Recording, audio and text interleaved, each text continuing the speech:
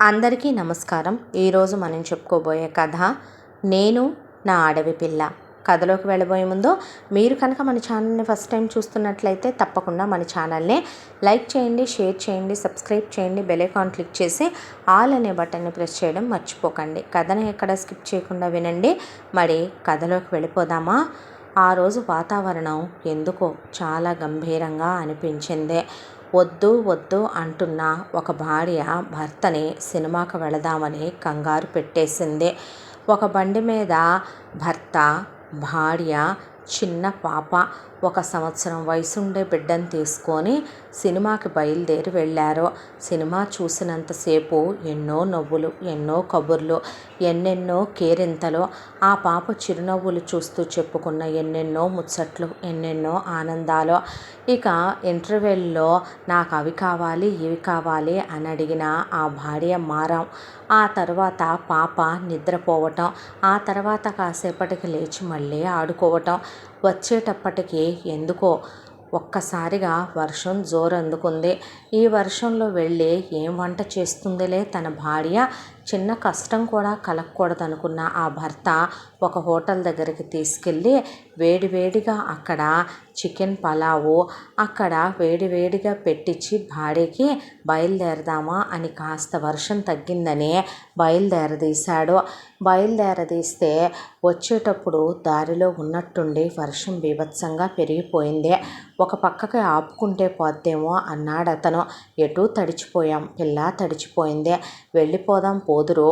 ఇంటికి వెళ్ళిన తర్వాత అంతకైతే గనక ఆవిరి పట్టేసి కాసిన వేడినీళ్లతో స్నానం చేస్తే కాస్త హాయిగా ఉంటుంది పడుంటే. ఎప్పుడు అనగా వచ్చాం చెప్పండి? ఎప్పుడో ఫస్ట్ షోకి వచ్చాం. ఇప్పుడు టైం అర్ధరాత్రి అయిపోయింది. అది కాదు, లైట్లు కూడా వెలగట్లేదు. మనం వెళ్ళే దారి కూడా అంతా గుంతలు గుంతలుగా ఉంటుంది, రాళ్ళు రాళ్ళుగా ఉంటుంది. వద్దులే అని ఆయన అన్నా సరే వద్దంటున్నానా, వెళదామంటున్నానా, చెప్పిన మాట వినమంటున్నానా, ఎందుకు లేట్ అయిపోతుంది అంటున్నానా, పదండి అని కంగారు పెట్టేసిందే. ఆ కంగారులో డ్రైవ్ చేసుకుంటూ వస్తున్న ఆయనకి సడన్గా మెరుపు మెరిసి కళ్ళల్లో పడి కళ్ళు బ్లర్ అయి కనిపించలేదు. ఎదురుగా వస్తున్నటువంటి రాయి అక్కడే ఆ పక్కనే ఉన్న గుంత చూసుకోకుండా బండిని పోనిచ్చేసరికి పల్టీ కొట్టి భార్యాభర్తలు లేచి వెళ్ళి అంత దూరాన పడ్డారు. పాప ఒక మూలకి ఇరుక్కుపోయింది చెట్టు పొదల్లో. ఇక అర్ధరాత్రే పిలిచినా పలికే నాథుడు లేడు. రక్తం పోతోంది, గాయాలు, ఒంట్లో శక్తి క్షీణించిపోతోంది. నేనే తప్పు చేశానండి, మీరు బిడ్డ పోవడానికి నేనే కారణమైపోతున్నానా, లేదా నేనే మిమ్మల్ని వదిలి వెళ్ళిపోతున్నానా? భగవంతుడా, నా బిడ్డ జీవితం బాగుండాలి తండ్రి అని పెద్దగా మొరపెట్టేలోపు ఆ భర్త మూలుగుడు. ఆ తర్వాత కాసేపటికి కొట్టుకొని ఆ భార్యాభర్తల ప్రాణాలు అనంత వాయువుల్లో కలిసిపోయాయి. ఆలస్యం అయిపోతోంది అని చాలా త్వరగానే 25 ఏళ్ల భర్త, 22 సంవత్సరాల భార్య ఆ భగవంతుడి సన్నిధానానికి చేరుకొని శవాలు అలా మిగిలిపోయినాయి అక్కడ. ఆ తరువాత తెలతెలవారుతూ ఉండగా ఆ పక్కనే లోపలికి ఒక అడవి ఉంటుంది. ఆ అడవిలో ఉన్నటువంటి చాలామంది వర్షం పడ్డప్పుడు పుట్టగొడుగులు వస్తాయని, దానితో పాటు కొన్ని రకాల రేర్గా దొరికేటటువంటి మూలికలు, రేర్గా దొరికేటటువంటి వాళ్ళకి ఔషధీకరణమైనటువంటి మొక్కల కోసమని అలా వెతుక్కుంటూ వస్తుంటే పసిదాని ఏడుపు వినపడి ఎక్కడా అని పరిగెత్తుకుంటూ వస్తే పిల్ల ఒళ్ళంతా ముళ్ళు గుచ్చుకుపోయే, పిల్లని చీమలు పట్టి పీకేస్తూ పిల్ల చుట్టూ కబళించేయటానికి అన్నట్టు నక్క కాపు కాచుకొని కూర్చుంది పిల్లని ఎత్తుకెళ్ళిపోవటానికి. దాంతో వాళ్ళకి ప్రాణం ఉసూరుమనే ఆ నక్కని అదిలించి కొట్టి అక్కడి నుంచి పంపి చంటిదాన్ని దగ్గరికి తీసుకొని ముందు ఆ ముళ్ళు ఏరేశారు. పిల్ల తల్లి తండ్రి ఎవరై ఉంటారా అనే చుట్టుపక్కల మొత్తం వెతికితే 2 శవాలు రక్తపు మడుగులో ప్రాణాలు పోయినటువంటివి దొరికినాయి. అయితే వాళ్ళ శవాలు రెండింటినీ ముందు అక్కడి నుంచి తీసి ఒక పక్కన పడుకోబెట్టారు. ఎవరైనా వస్తారేమోనని మధ్యాహ్నం వరకు చూశారు. గద్దలు రాబొందులు తిరుగుతున్నాయి. ఇక ఉంచకూడదు, శవాలు వాసన వస్తాయి అనే దాంతో వాళ్ళ అడవికే మోసుకెళ్ళి వాళ్ళ సాంప్రదాయం ప్రకారమే ఇక చంటిది ఉంది కాబట్టి చంటిదాని చేత్తోనే ఖననం చేయించేశారు. అయిపోయిన తర్వాత ఇక వాళ్ళకి తెలిసిన సాంప్రదాయంలోనే ఆ పిండ ప్రదానాలు పని కాస్త కానిచ్చేశారు. ఏ తల్లి కన్నబిడ్డో ఈ అడవి తల్లి మన దగ్గరికి చేర్చింది అనే దాంతో ఆ పాపని గుండెలకి హత్తుకున్నారు దొర భార్య. పిల్లకి అస్సలు ఒంట్లో బాలేదు. ఒళ్ళంతా జ్వరంతో వేడెక్కిపోయింది. ఆయనకి ప్రకృతి వైద్యం తెలుసు. పుట్టింది పెరిగింది ఆ వనాల్లోనే కాబట్టి వనమూలికలతో బిడ్డకి ముందు నయం చేశారు. చేసిన తర్వాత పిల్ల పేరేంటో తెలియదు. పసిది, మాటలు రావట్లేదు. నిండా 1 ఏడాది వయసు ఉంటుందేమో. పర్వాలేదు, ఇక్కడే మనందరి మధ్య మన పిల్లల్లో ఒక బిడ్డగా పెరుగుద్దే. కాయకాలు మాయకాలు తెలియని మన మధ్య ఉండటమే కరెక్ట్ అని భగవంతుడు పంపాడేమో అని చెప్పి బిడ్డను దగ్గరికి తీసుకుని ప్రతి ఒక్క ఇంటి వాళ్ళు మేమంటే మేమనే మా అందరిళ్లలో పెరుగుద్దనే అన్నారు. నీలా అని పిల్ల పేరు పెట్టాడు ఆ దొర. అలా నీల ఆ అడవిలో పెరగటం మొదలయ్యింది. ఇలా 18 సంవత్సరాల తరువాత కాలచక్ర ప్రవాహంలో రోజులు, నెలలు, సంవత్సరాలు గడిచిపోతూ కాలం తిరిగిపోయిన తర్వాత మళ్ళీ అదే అటవీ మార్గంలో ఒక కారులో ఒక అబ్బాయి వస్తున్నాడు. అక్కడ ఇళ్ళు తగలబడిపోయినాయేమో, పిల్లలు తగలబడిపోయారేమో.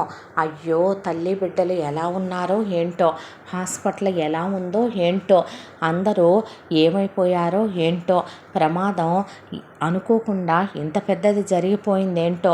ఒకవైపున ఫోన్ చేస్తుంటే ఫోన్లో సిగ్నల్స్ కట్ అయిపోతున్నాయి. మరొక వైపున ఎంత ట్రై చేస్తున్నా ఫోన్ కలవట్లేదు. పెద్ద భారీ వర్షం, కాస్తా కోస్తా కాదు, చాలా పెద్ద భారీ వర్షం. ఆ భారీ వర్షానికి దారి కనిపించట్లేదు. ఎలా డ్రైవ్ చేస్తున్నాడో తెలియట్లేదు. చాలా ఫాస్ట్గా వెళ్ళాలి. అక్కడ ఉన్న వాళ్ళని కాపాడాలి. వాళ్ళల్లో ఒక్కళ్ళకు కూడా ప్రాణం పోకూడదు. ఒక్క ప్రాణం పోయినా సరే తను తట్టుకోలేను అన్నంత ఫాస్ట్గా డ్రైవ్ చేసుకుంటూ వస్తున్నవాడు ఒకవైపున గాలి, తుఫాను, వర్షం.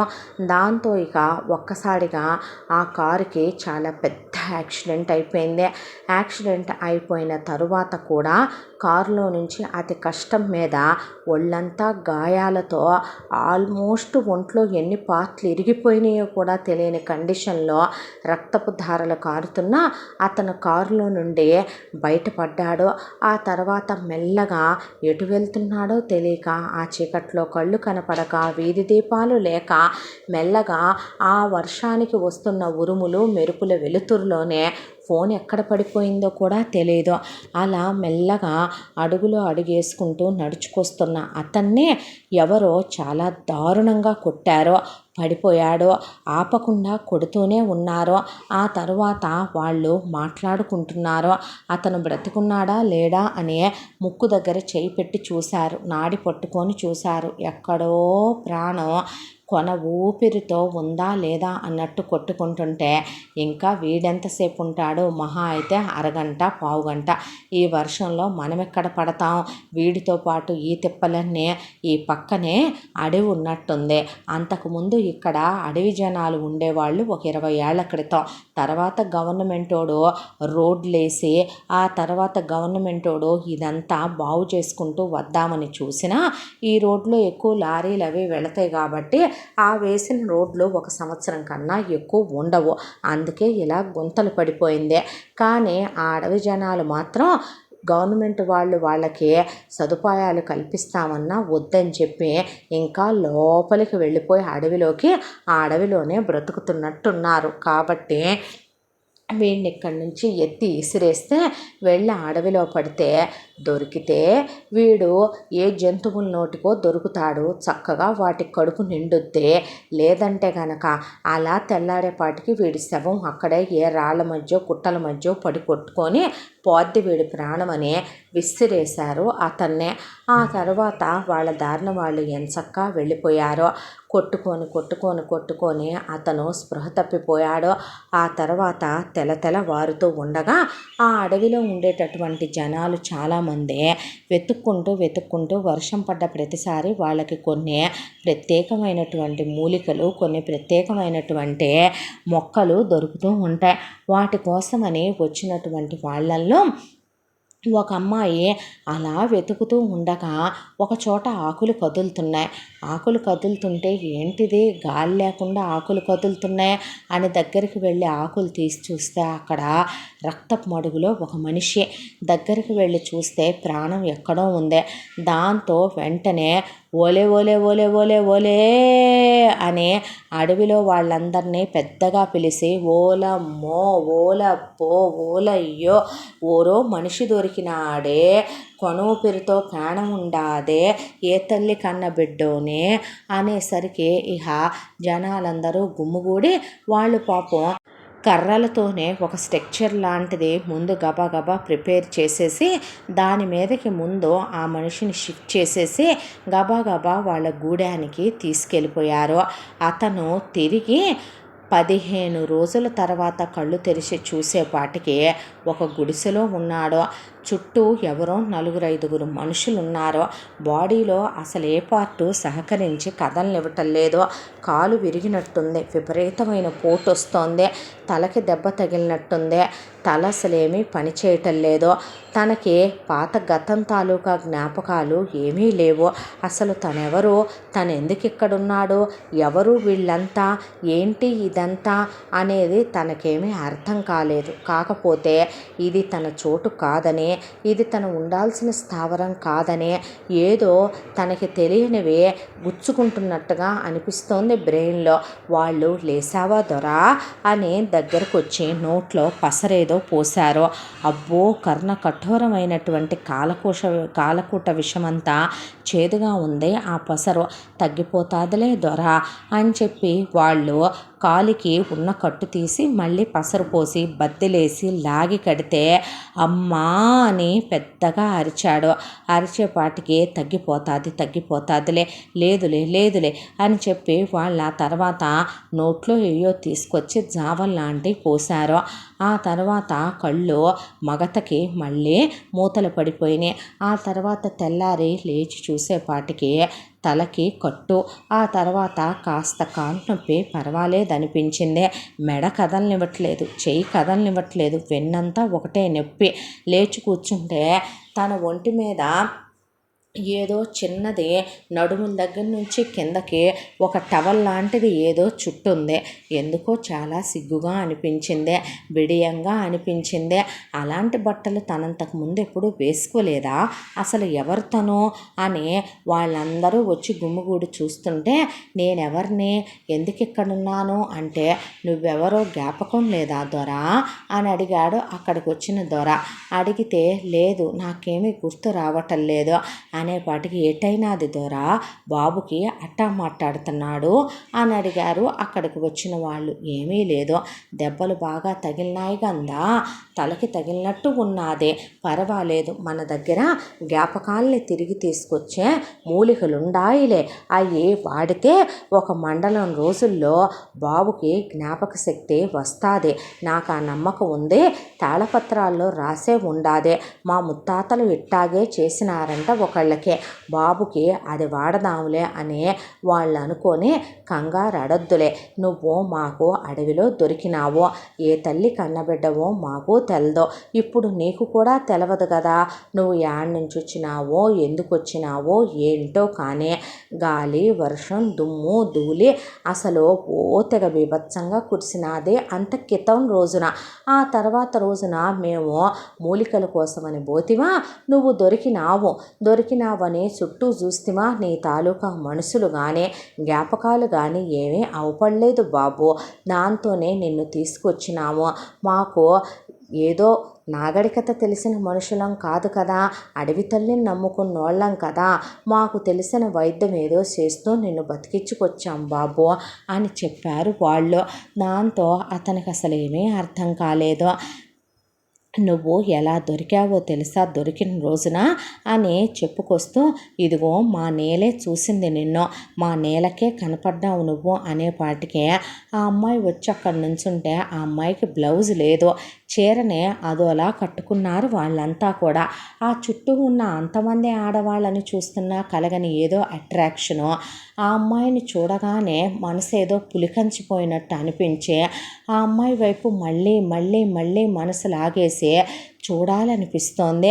ఈ అమ్మాయికి తనకి ఉన్న బంధం ఏంటి, బాంధవ్యం ఏంటి అనిపిస్తే ఆ అమ్మాయి దగ్గరికి వచ్చి మోకాళ్ళ మీద కూర్చొని, కంగారు అడొద్దులే దొర, తగ్గిపోతాదిలే, నువ్వు కంగారు అడకు, మా దొర మాటిచ్చినాడు కదా నీకు జ్ఞాపకాలన్నీ వెనక్కి తీసుకొస్తానని. ఓలో నువ్వు ఎందుకు వచ్చినావో, నువ్వు ఎలా దొరికినావో తెలుసా?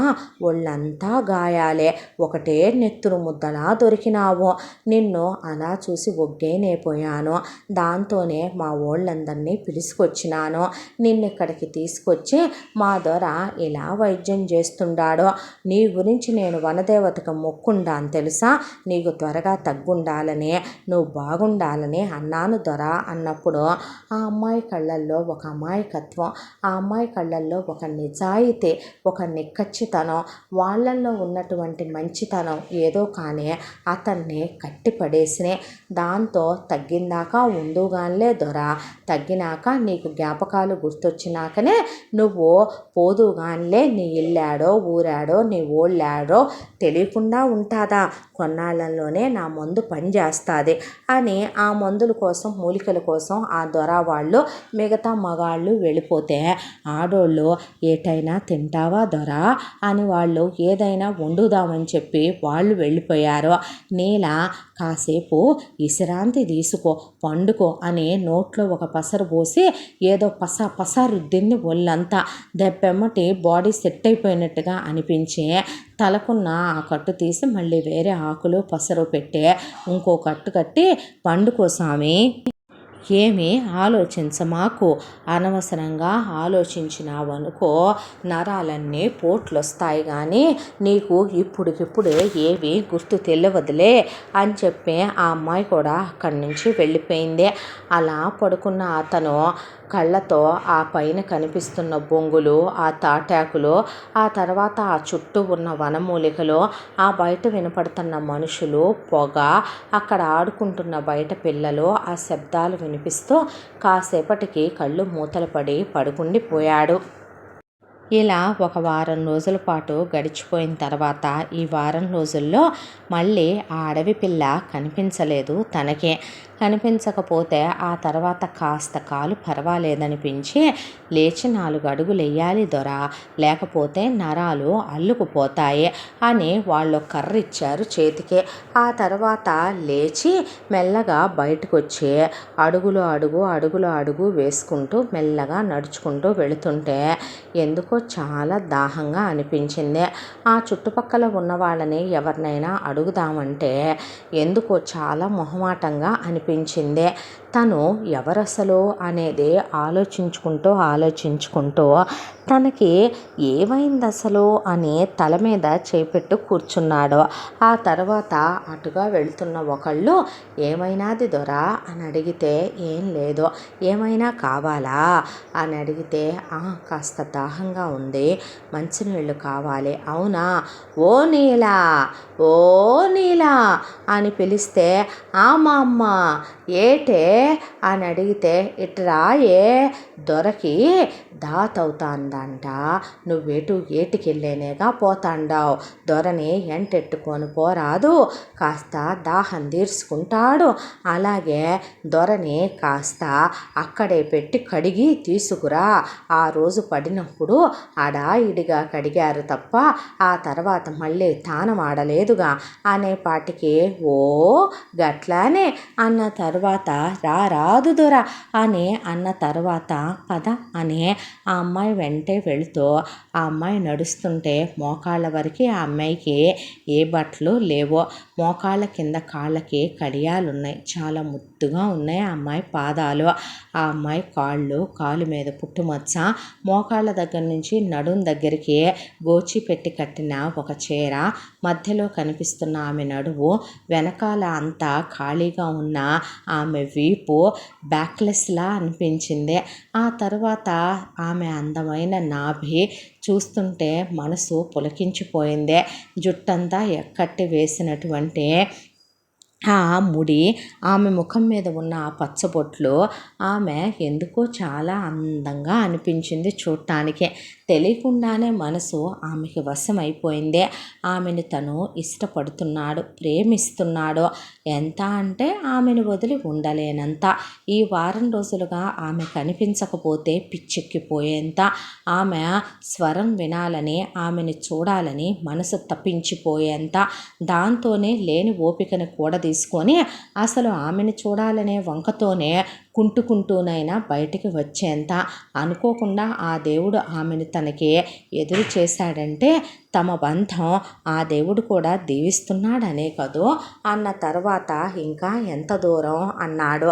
అయ్యో మరి సుకుమార పోడిలా ఉంటివే నువ్వు, సాలుసాల్లే సామి అని, రా ఇంకా కొద్ది దూరమేలే అని ఆ అమ్మాయి నడవలేకపోతాండావు అని ఒక చెయ్యి తన భుజం మీద వేసుకొని అతని నడుముని గట్టిగా తన నడుము కానిపెట్టి పట్టుకొని అలా అమ్మాయి లాగి పట్టుకున్నప్పుడు తన చెస్ట్ ఆ అమ్మాయి చెస్ట్కి తగులుతూ, తన నడుము ఆ అమ్మాయి నడుముకి తగులుతూ ఆ అమ్మాయి గట్టిగా పొదిమి పట్టుకొని నడుస్తుంటే ఆ టచ్, ఆ ఫీల్, ఎంతైనా తను మగాడే కదా, గుండెల్లో ఏదో అలజడే, ఏవో ఫీలింగ్స్ వచ్చేస్తున్నాయి, పిచ్చి పిచ్చి థాట్స్ వచ్చేస్తున్నాయి. ఆ అమ్మాయికి ఇంకా క్లోజ్గా వెళ్ళాలనిపిస్తుంది, హక్ చేసుకోవాలనిపిస్తుంది, ముద్దు పెట్టుకోవాలనిపిస్తుంది, దగ్గరికి తీసుకోవాలనిపిస్తుంది. ఆ తర్వాత ఆ అమ్మాయి వైపే చూస్తూ తను దారి చూస్తూ ఆ అమ్మాయి అలా నడిపించుకు వెళ్ళిన తర్వాత అమ్మ వచ్చినాది ఏరు అని ఏటి దగ్గర ఒక రాయి మీద అలా కోలేసింది అతన్నే. కోలేసి, ఇందా దొర నీకు కాబట్టి నన్ను నీళ్లు తాగు అని గబగబా అక్కడ ఒక ఆకుంటే ఆ ఆకుని మడిచి ముందు ఆ ఆకులోకి నీళ్లు తీసుకొని వచ్చి గబా గబా తాగిచ్చింది. ఎన్ని తాగుతావు అని అడిగింది. ఏమో నా దాహం తీరట్లేదు అని ఆ అమ్మాయి వైపే చూస్తూ, ఈ దాహం తీరాలంటే ఏం చేయాలో నాకు అర్థం కావట్లేదు అంటే, మరి అంత దాహం ఎక్కువైపోతే ఆ దాహం తీరే మార్గం చూడాల్సిందే మరి అని నవ్వేసి ఆ అమ్మాయి కూడా తాగిన తర్వాత అలసట తీరినాదా అని అక్కడే పక్కన చెట్లకేవో కాయలుంటే కొట్టి తను తింటూ ఓ బండ మీద కూర్చొని కాళ్ళు ముందుకు చాపుకొని అలా ఇలా కాళ్ళు ఊపుతూ 2 కాయలు ఇసిరేసింది తనకు కూడా. ఆ కాయల్ని తింటూ ఆ అమ్మాయిని ఆపాదమస్తకం చూస్తుంటే ఇక పిచ్చెక్కిపోయినట్టు అనిపించి, నేను అసలు ఎవరు, ఇప్పటిదాకా నేను ఆడదాన్ని చూడలేదా, ఇదే నా లైఫ్లోకి వచ్చిన ఫస్ట్ అడవి పిల్ల, నాకు అర్థం కావట్లేదు, ఎంతమంది అడవిలో ఉన్నా కలగని ఏదో అట్రాక్షన్ ఎందుకు దీని మీద నాకు కలుగుతుంది. ఆ అమ్మాయి మాటలు వింటూ, ఆ అమ్మాయి పచ్చబొట్లు చూస్తూ, ఆ అమ్మాయి పెదవులు చూస్తూ, మాటలు చూస్తూ, ఆ అమ్మాయి కళ్ళు తిప్పుతుంటే ఆ అందమైన కాటుక కళ్ళు చూస్తూ పిచ్చెక్కిపోయి వెర్రెక్కిపోయిన వాళ్ళ చూస్తూ ఉంటే, రాదొరా ఒళ్ళు గడుక్కుందుగా అనలేరా అని చెప్పి ఆ అమ్మాయి ఆకులోకి ఏదో తీసుకొని వచ్చింది. తీసుకొని వచ్చి ఆ నీళ్ళల్లోకి మెల్లగా దింపి ఆ అమ్మాయి కూడా దిగి కాస్త ఇక్కడ అలాగే నుంచో కర్ర పట్టుకొని అని ఆ పొయ్యే నీళ్లు తన మీద చల్లుతూ ఆ నీళ్లతో పాటు అమ్మాయి తీసుకొచ్చిన ఏదో పొడి లాంటిది ఒంటికేసి రుద్ది శుభ్రంగా స్నానం చేయించిన తర్వాత ఒళ్ళారిపోతాదిలే, ఇలాగే కూర్చో అంటే ఇక్కడ మార్చుకోవటానికి వేరే బట్టలు తుడుచుకోవటానికి తువ్వాలు అలాంటివి ఏమీ ఉండవా అని అడిగితే, అట్టాటి ఏమీ మా తల్దే, నీళ్ళల్లో మునుగుతాం, ఆ తర్వాత కాస్త ఇదిగో ఈ పొడి పెట్టి రుద్దుకుంటాము, ఇది రాయి నుంచి వచ్చిన పొడే, కాకపోతే మెత్తగా ఉంటుంది, అదే ఎందుకో మంచి స్మెల్తో కూడినటువంటి పౌడర్లా ఏదో ముల్తానీ మిట్టీలా అనిపించింది. అది పెట్టి రుద్దిన తర్వాత బాడీ చాలా రిఫ్రెషింగ్గా కూడా అనిపించింది. ఆ తర్వాత ఒళ్ళారిపోతుంది, ఆ తర్వాత గుడానికి పోతాం, చలిమంటేసేదా, చలిగా ఉన్నాదా అని అడిగింది ఆ అమ్మాయి. పర్లేదులే అంటే, కూసో కూసో వస్తాండా అమ్మా అన్నాడు. ఏమైనాది, తల బాగా నొప్పిగా ఉంది. అవునా, దొర మందు వాడుతుండాడుగా అందుకే అట్టాగున్నాదేమో కానీ బాగా నొప్పిగా ఉన్నదా దొర, ఒక్క నిమిషం ఆగరాదే అని కూర్చోబెట్టి ఆ అమ్మాయి అలా అడవిలోకి వెళ్ళి ఏవో తీసుకొచ్చింది కొన్ని ఆకులు. వాటిని పటా పటా పటా రాయి మీద పెట్టి నూరేసి వాటిల్లో నుంచి ఇంకొక ఆకును మడిచి పసరు లాంటిది పిండి లటక్కని తన నోట్లో పోసేస్తే క్యాక్ అనిపించే నా పొట్టలో ఇవే ఉంటున్నాయి అనేసరికి నవ్వి, మరి దెబ్బలు ఎందుకు తగిలించుకుండావు, వెనక ముందు ఆలోచించుకోకుండా ఎందుకు గాయాలు చేసుకుండావు, ఇప్పుడై తగ్గాలంటే ఎట్టా తగ్గుతాయి, మరి మందేయకుండా ఏదైనా తగ్గుతాదా అని చెప్పి ఆ అమ్మాయి కబుర్లు చెప్తుంటే ఏదో తెలియని ప్రేమ, ఆ ప్రేమ పిచ్చిలా తయారైపోతుంది, తనకే అర్థమవుతోంది. ఆకలేస్తుంది అన్నాడు. అవునా, ఉండట్టగైతే అని అతన్ని కొంచెం వెనక్కి లాగి కూర్చోబెట్టి, ఒక్క నిమిషం ఆగు అని అలా దిగేసింది నీళ్ళల్లోకి. టపా టపా టపా టపామని ఒక 7-8 చేపలు పట్టేసింది. ఆ పట్టేసిన చేపల్ని బొడ్లోంచి కత్తి తీసి టప్ టప్ టపా వాటిని క్లీన్ చేసేసి ఆ నీళ్ళల్లోనే వాటిని చక్కగా అక్కడే ఒక మంటేసి పుల్లకు గుచ్చేసి వాటిని చూస్తుండమని వెళ్ళి అలా లెమన్స్ కోసుకొచ్చింది, చెట్లే అలా మిరపకాయలు కోసుకొచ్చింది. బొడ్లో నుంచి ఉప్పు పొట్లం తీసింది. ఆ తర్వాత ఆ ఉప్పు కారం వాటికి పూసేసి ఆ నిమ్మకాయ పిండి ఆకులో పడేసిచ్చే, తినుదొర, మా కమ్మగా ఉంటాయిలే, ఇప్పుడు మాత్రమే దొరుకుతాయి ఈ చేపలు, తర్వాత ఈ చేప దొరకదు, ఇంత రుసున్న చేప మళ్ళీ మన ఏటికి అంత తొందరగా రాదులే అని చెప్పేపాటికి, ఏమే నీలా, చేప దొరికినాది, మా అమ్మ రా అని చెప్పి 2 చేపల్ని నీకొకటి తాతకొకటి ఇచ్చుండాలే, ఈ రేత్రి మీ ఇద్దరికి నిద్ర పట్టదులే అని నవ్వితే, అల్లరికోన అని ఆ బామ్మ ఆ 2 తట్లో పెట్టుకొని వెళుతూ నీళ్ళ చేతిలో అన్ని పళ్ళు పెట్టి పోయింది. పోయిన తర్వాత బాగుంది గివ్ అండ్ టేక్ పాలసీ. ఒకప్పుడు ఉన్నటువంటి మన యాన్సిస్టర్స్ ఫాలో అయిన బిజినెస్ థియరీ ఫాలో అవుతున్నారు అనిపించి, నాకు ఇంగ్లీష్ వచ్చా అనుకున్నాడు. అనుకుని అంతలోకి నేనేంటి ఇలా మాట్లాడేస్తున్నాను అనిపించి మళ్ళీ ఒకసారి ఆలోచించడం మొదలు పెడితే మళ్ళీ ఏం గుర్తు రావట్లేదు తనకే. దాంతో చాలా బాగుంది ఆ ఫిష్. అది తిన్న తర్వాత, ఇది భలే ఉంది, స్మోకీ ఫిష్, చాలా టేస్టీగా ఉంది ఇలా కూడా అంటే, ఏటి అందే. అంటే ఏం లేదు, చాలా చాలా బాగుంది, నువ్వు ఇలా పెట్టింది ఇంకా ఇంకా తినాలనిపిస్తుంది. అవునా, తినట్టగైతే అని ఇంకో 2 చేసిచ్చింది. తిన్నాడు. తిన్నాక మంచిళ్ళు ఇచ్చేదా, తాగుతావా అన్నాక అన్నాడు. ఆకుతో పట్టి నీళ్ళు ఇచ్చాక కడుపు నిండినాదా అని అన్నాక, దా పోదాం అని గట్టిగా ఉండే ఇంకో కర్ర తీసుకొచ్చి ఆ తర్వాత నా భుజం మీద చెయ్యి అని చెప్పి పట్టుకొని అడుగులో అడుగేయించుకుంటూ తీసుకెళ్తుంటే, జీవితంలో ఎంతకన్నా ఏం కావాలి అసలు? ఆ అమ్మాయితో ఇలా ఉండి ఇలా చచ్చిపోతే చాలనిపించేస్తుంది మనసు. అంత అట్రాక్ట్ అయిపోతుంది ఆ అమ్మాయికి, ఎందుకో తెలియట్లేదు. ఆ అమ్మాయి సాంగత్యాన్ని అంతా కోరుకుంటుంది తన శరీరం, తన మనసు. ఆ అమ్మాయిని గట్టిగా కౌగిలించుకోవాలి, వెంటనే ముద్దు పెట్టుకోవాలని తమాయించుకుంటున్న తన మీద తనకే వేస్తున్న ఒక జాలి. ఆ తర్వాత అడుగులో అడుగు వేసుకుంటూ ఆ గూడానికి చేరిన తర్వాత ఆ అమ్మాయి, ఈ గుడిసెలోనే గందా, కూర్చేపో పండుకో అని చెప్పి అలా పడుకోబెట్టింది. పడుకోబెట్టిన చలిగా ఉండదా అని చిన్న చలిమంట వేసింది. వేసిన తర్వాత పక్కనే, ఇగో నడిరేత్రి కాడ పసరు తీసుకుంటాండావుగా, ఆకలేస్తాదేమోలే అని కొన్ని ఫ్రూట్స్ అక్కడ పెట్టి, ఆ తర్వాత ఒక మట్టి జగ్గు లాంటి దాంతో మంచినీళ్ళు తీసుకొచ్చి అక్కడ పెట్టిందే. పెట్టి, ఈ తాగు అని, ఇప్పుడే వస్తాను ఆగు అని వెళ్ళి ఇంత పెద్ద వెదురు గ్లాసులో ఏదో పాల్లా ఉన్నాయి, మిల్కేనేమో అనుకున్నాడు తను. అయితే అవి తీసుకొచ్చి, లేదోరా తాగుదుగానే అనేసరికి తాగాడు. అవేంటో అదొక రకమైన టేస్ట్లో ఉన్నాయి.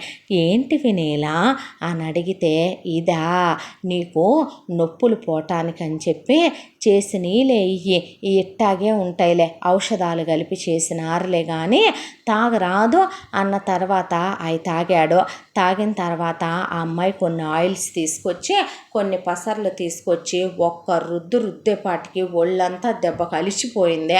ఆ తర్వాత ఇక అమ్మాయి పడుకోబెట్టేసి పడుకోదరా పోతాండాను మళ్ళీ అవుపడతాలే అని చెప్తే రేపు కనిపిస్తావా నాకు అనేసరికి అంది. ఏమీ లేదు, రేపు మళ్ళీ నువ్వే తీసుకెళ్ళవా నన్ను, నాకు ఇక్కడ ఎవరూ తెలియట్లేదు. అయ్యో ఏమిటిది అంటే ఫ్రెండ్స్ అన్నాడు. అంటే స్నేహం అన్నాడు. ఇక్కడ అందరూ అందరికీ స్నేహితులే స్వామి, మళ్ళా నువ్వు నాతో స్నేహం చేసేదేముంది, ఎవరిని రమ్మన్నా వస్తారు, ఎవరిని చూడమన్నా నాలానే చూస్తారు, ఇక్కడ మనుషులు ఎవరికీ కల్లా కపటం ఉండదు, అందరూ మంచోళ్ళే, కాసేపు నా దగ్గర కూర్చోవు అన్నాడు. అలాగే అని ఆ పక్కనే కూర్చుంది. ఎవరు నువ్వు అసలు, ఎవరమ్మాయివి, దొర కూతురువా? అయ్యో లేదు గందా, మా దొరకి పిల్లలు లేరుగా సామి అనేసరికి అవునా అన్నాడు. మా అమ్మ ఎవరో మా నాయనెవరో తెలదు, ఒకనాటి రేత్రి ఏం జరిగినాదో ఏమో ఒక ప్రమాదంలో కన్ను మూసినారంట. నేను పొదల్లో చిక్కుకుపోయి అలా ఒళ్ళంతా ముళ్ళు గుచ్చుకుపోయి నన్ను తింటాకనే నక్కలు కుక్కలు చూస్తుండాయంట. 1 ఏడాది వయసు ఉంటుందంట. అప్పుడు దొరవాళ్ళు మూలికల కోసం పోతే అప్పుడు నేను మొన్న నువ్వు దొరికినావే గాలి వర్షం పోయిన తెల్లారే అలాగే ఒక గాలి వర్షంలో నేను దొరికినానంట. ఆ తర్వాత చుట్టుపక్కల చూస్తే మా అమ్మ నాన్న శవాలుగా దొరికినారంట. పాపం చూసి ఎవరు రాలేదని దొరవాళ్ళు తెచ్చి నాతోనే వాళ్ళకి అంతిమ కార్యాలు చేపించినారంట. ఆ తర్వాత నన్ను దగ్గరికి తీసి ఈ అడవి వీళ్ళే పెంచినారు. వీళ్ళందరూ నా అమ్మ నాన్నలు అక్క చెల్లెళ్ళే, వీళ్ళందరూ నా తోబుట్టువులే, వీళ్ళే నా చుట్టాలు నా బంధువులు నా ఆయనోళ్ళు. దొర ఎవరి బిడ్డనో ఎందుకు దొరికానో మా దొర ఒకటే అంటాడు.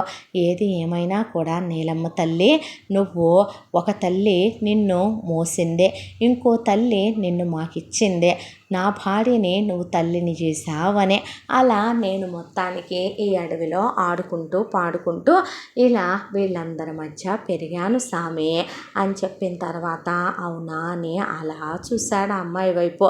కళ్ళు మూతలు పడిపోతుంటే పడుకో అనే తల నివిరి ఆ తర్వాత ఆ అమ్మాయి ఎప్పుడు వెళ్ళిపోయిందో కూడా తెలియదు. తెల్లారి లేచి చూసేసరికి ఇక నేల తన పక్కనే ఉంది. లేసినావా, నేను వచ్చి చాలాసేపు అయినాదిలే కానీ లే, కాస్త నోరు పుక్కులొచ్చి ఇగో ఈ తాగుదు కానీ లే అని ముందైతే ఆగరాదే, అరకు పోస్తాను నోట్లో అనే. అరక అంటే ఒక మందు తీసుకొచ్చి పోస్తే చి ఎక్కెక్ అన్నాడు. అలా అనకూడదు, నీ జ్ఞాపకం రావటాకని దొర వాడతాండవు దీన్ని, నువ్వు అలా మాట్లాడితే ఎట్టాగా అని చెప్పి నోట్లో పోసేసింది ఆ మందుని. చేదు అనిపించింది, అయినా సరే తాగేశాడు. తాగేసి నేల పక్కనే ఉంటే విషం కూడా తనకు అమృతంలాగానే అనిపిస్తుందేమో అనిపించింది. ఆ తర్వాత నేలతో వెళ్ళి అలా కూర్చొని కబుర్లు చెప్పి అడవిలో తిరిగి అలా సరదాగా మెల్లమెల్లగా నీలకి దగ్గర అవ్వటం మొదలుపెట్టాడు. నీల చెప్పే కబుర్లు వింటూ తను కబుర్లు చెప్తూ ఒకరోజు ఉన్నట్టుండి సడన్గా బాగా తలనొప్పిలా అనిపించి తనకి ఏవో గుర్తొస్తున్నాయి. కారు డ్రైవ్ చేస్తున్నట్టు, ఎవరో సూట్ వేసుకొని మూవ్ అవుతున్నట్టు గుర్తుకొస్తుంటే తను డ్రైవరా, తనకి డ్రైవింగ్ తెలుసా, మరి తన ఓన్ రోళ్ళు ఏంటి తను అలా వదిలేశారు పట్టించుకోకుండా, ఎవరా సూట్ వేసుకెళ్తున్న వ్యక్తి, మొహాలు కనపట్లేదేంటి తనకి అని అలా ఆలోచించుకుంటుంటే ఏటైనా దొర ఏం లేదు నీల అన్న తర్వాత ఈరోజు ఒక విశేషం ఉండాది మన అడవిలో అంటే ఏంటది అన్నాడు. అనేసరికి ఈరోజు మనువులు జరుగుతుండాయిగా అందే. అంటే అన్నాడు. అబ్బా, ఒక అమ్మాయి అబ్బాయి కలిసి ఉండాలంటే ఏం చేయాలి స్వామి, పెళ్ళి చెయ్యాలి, అదే జరుగుతుండాది. ఆహా పెళ్ళా అన్నాడు. అంటే పెళ్ళి కాదు పెళ్ళిళ్ళు చాలా జరుగుతుండాయి, దా చూద్దాం, ఈరోజు ఇందుంటాదిలే, దా తిందాం అని చెప్పి.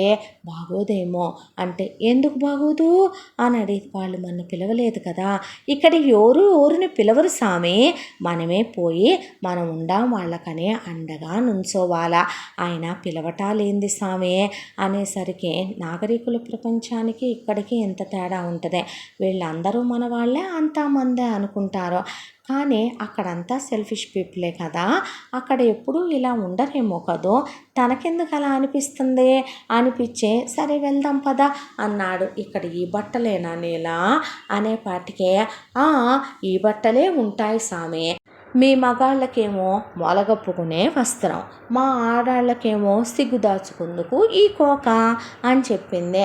ఎక్కడ దొరుకుతాయి మీకు బట్టలు?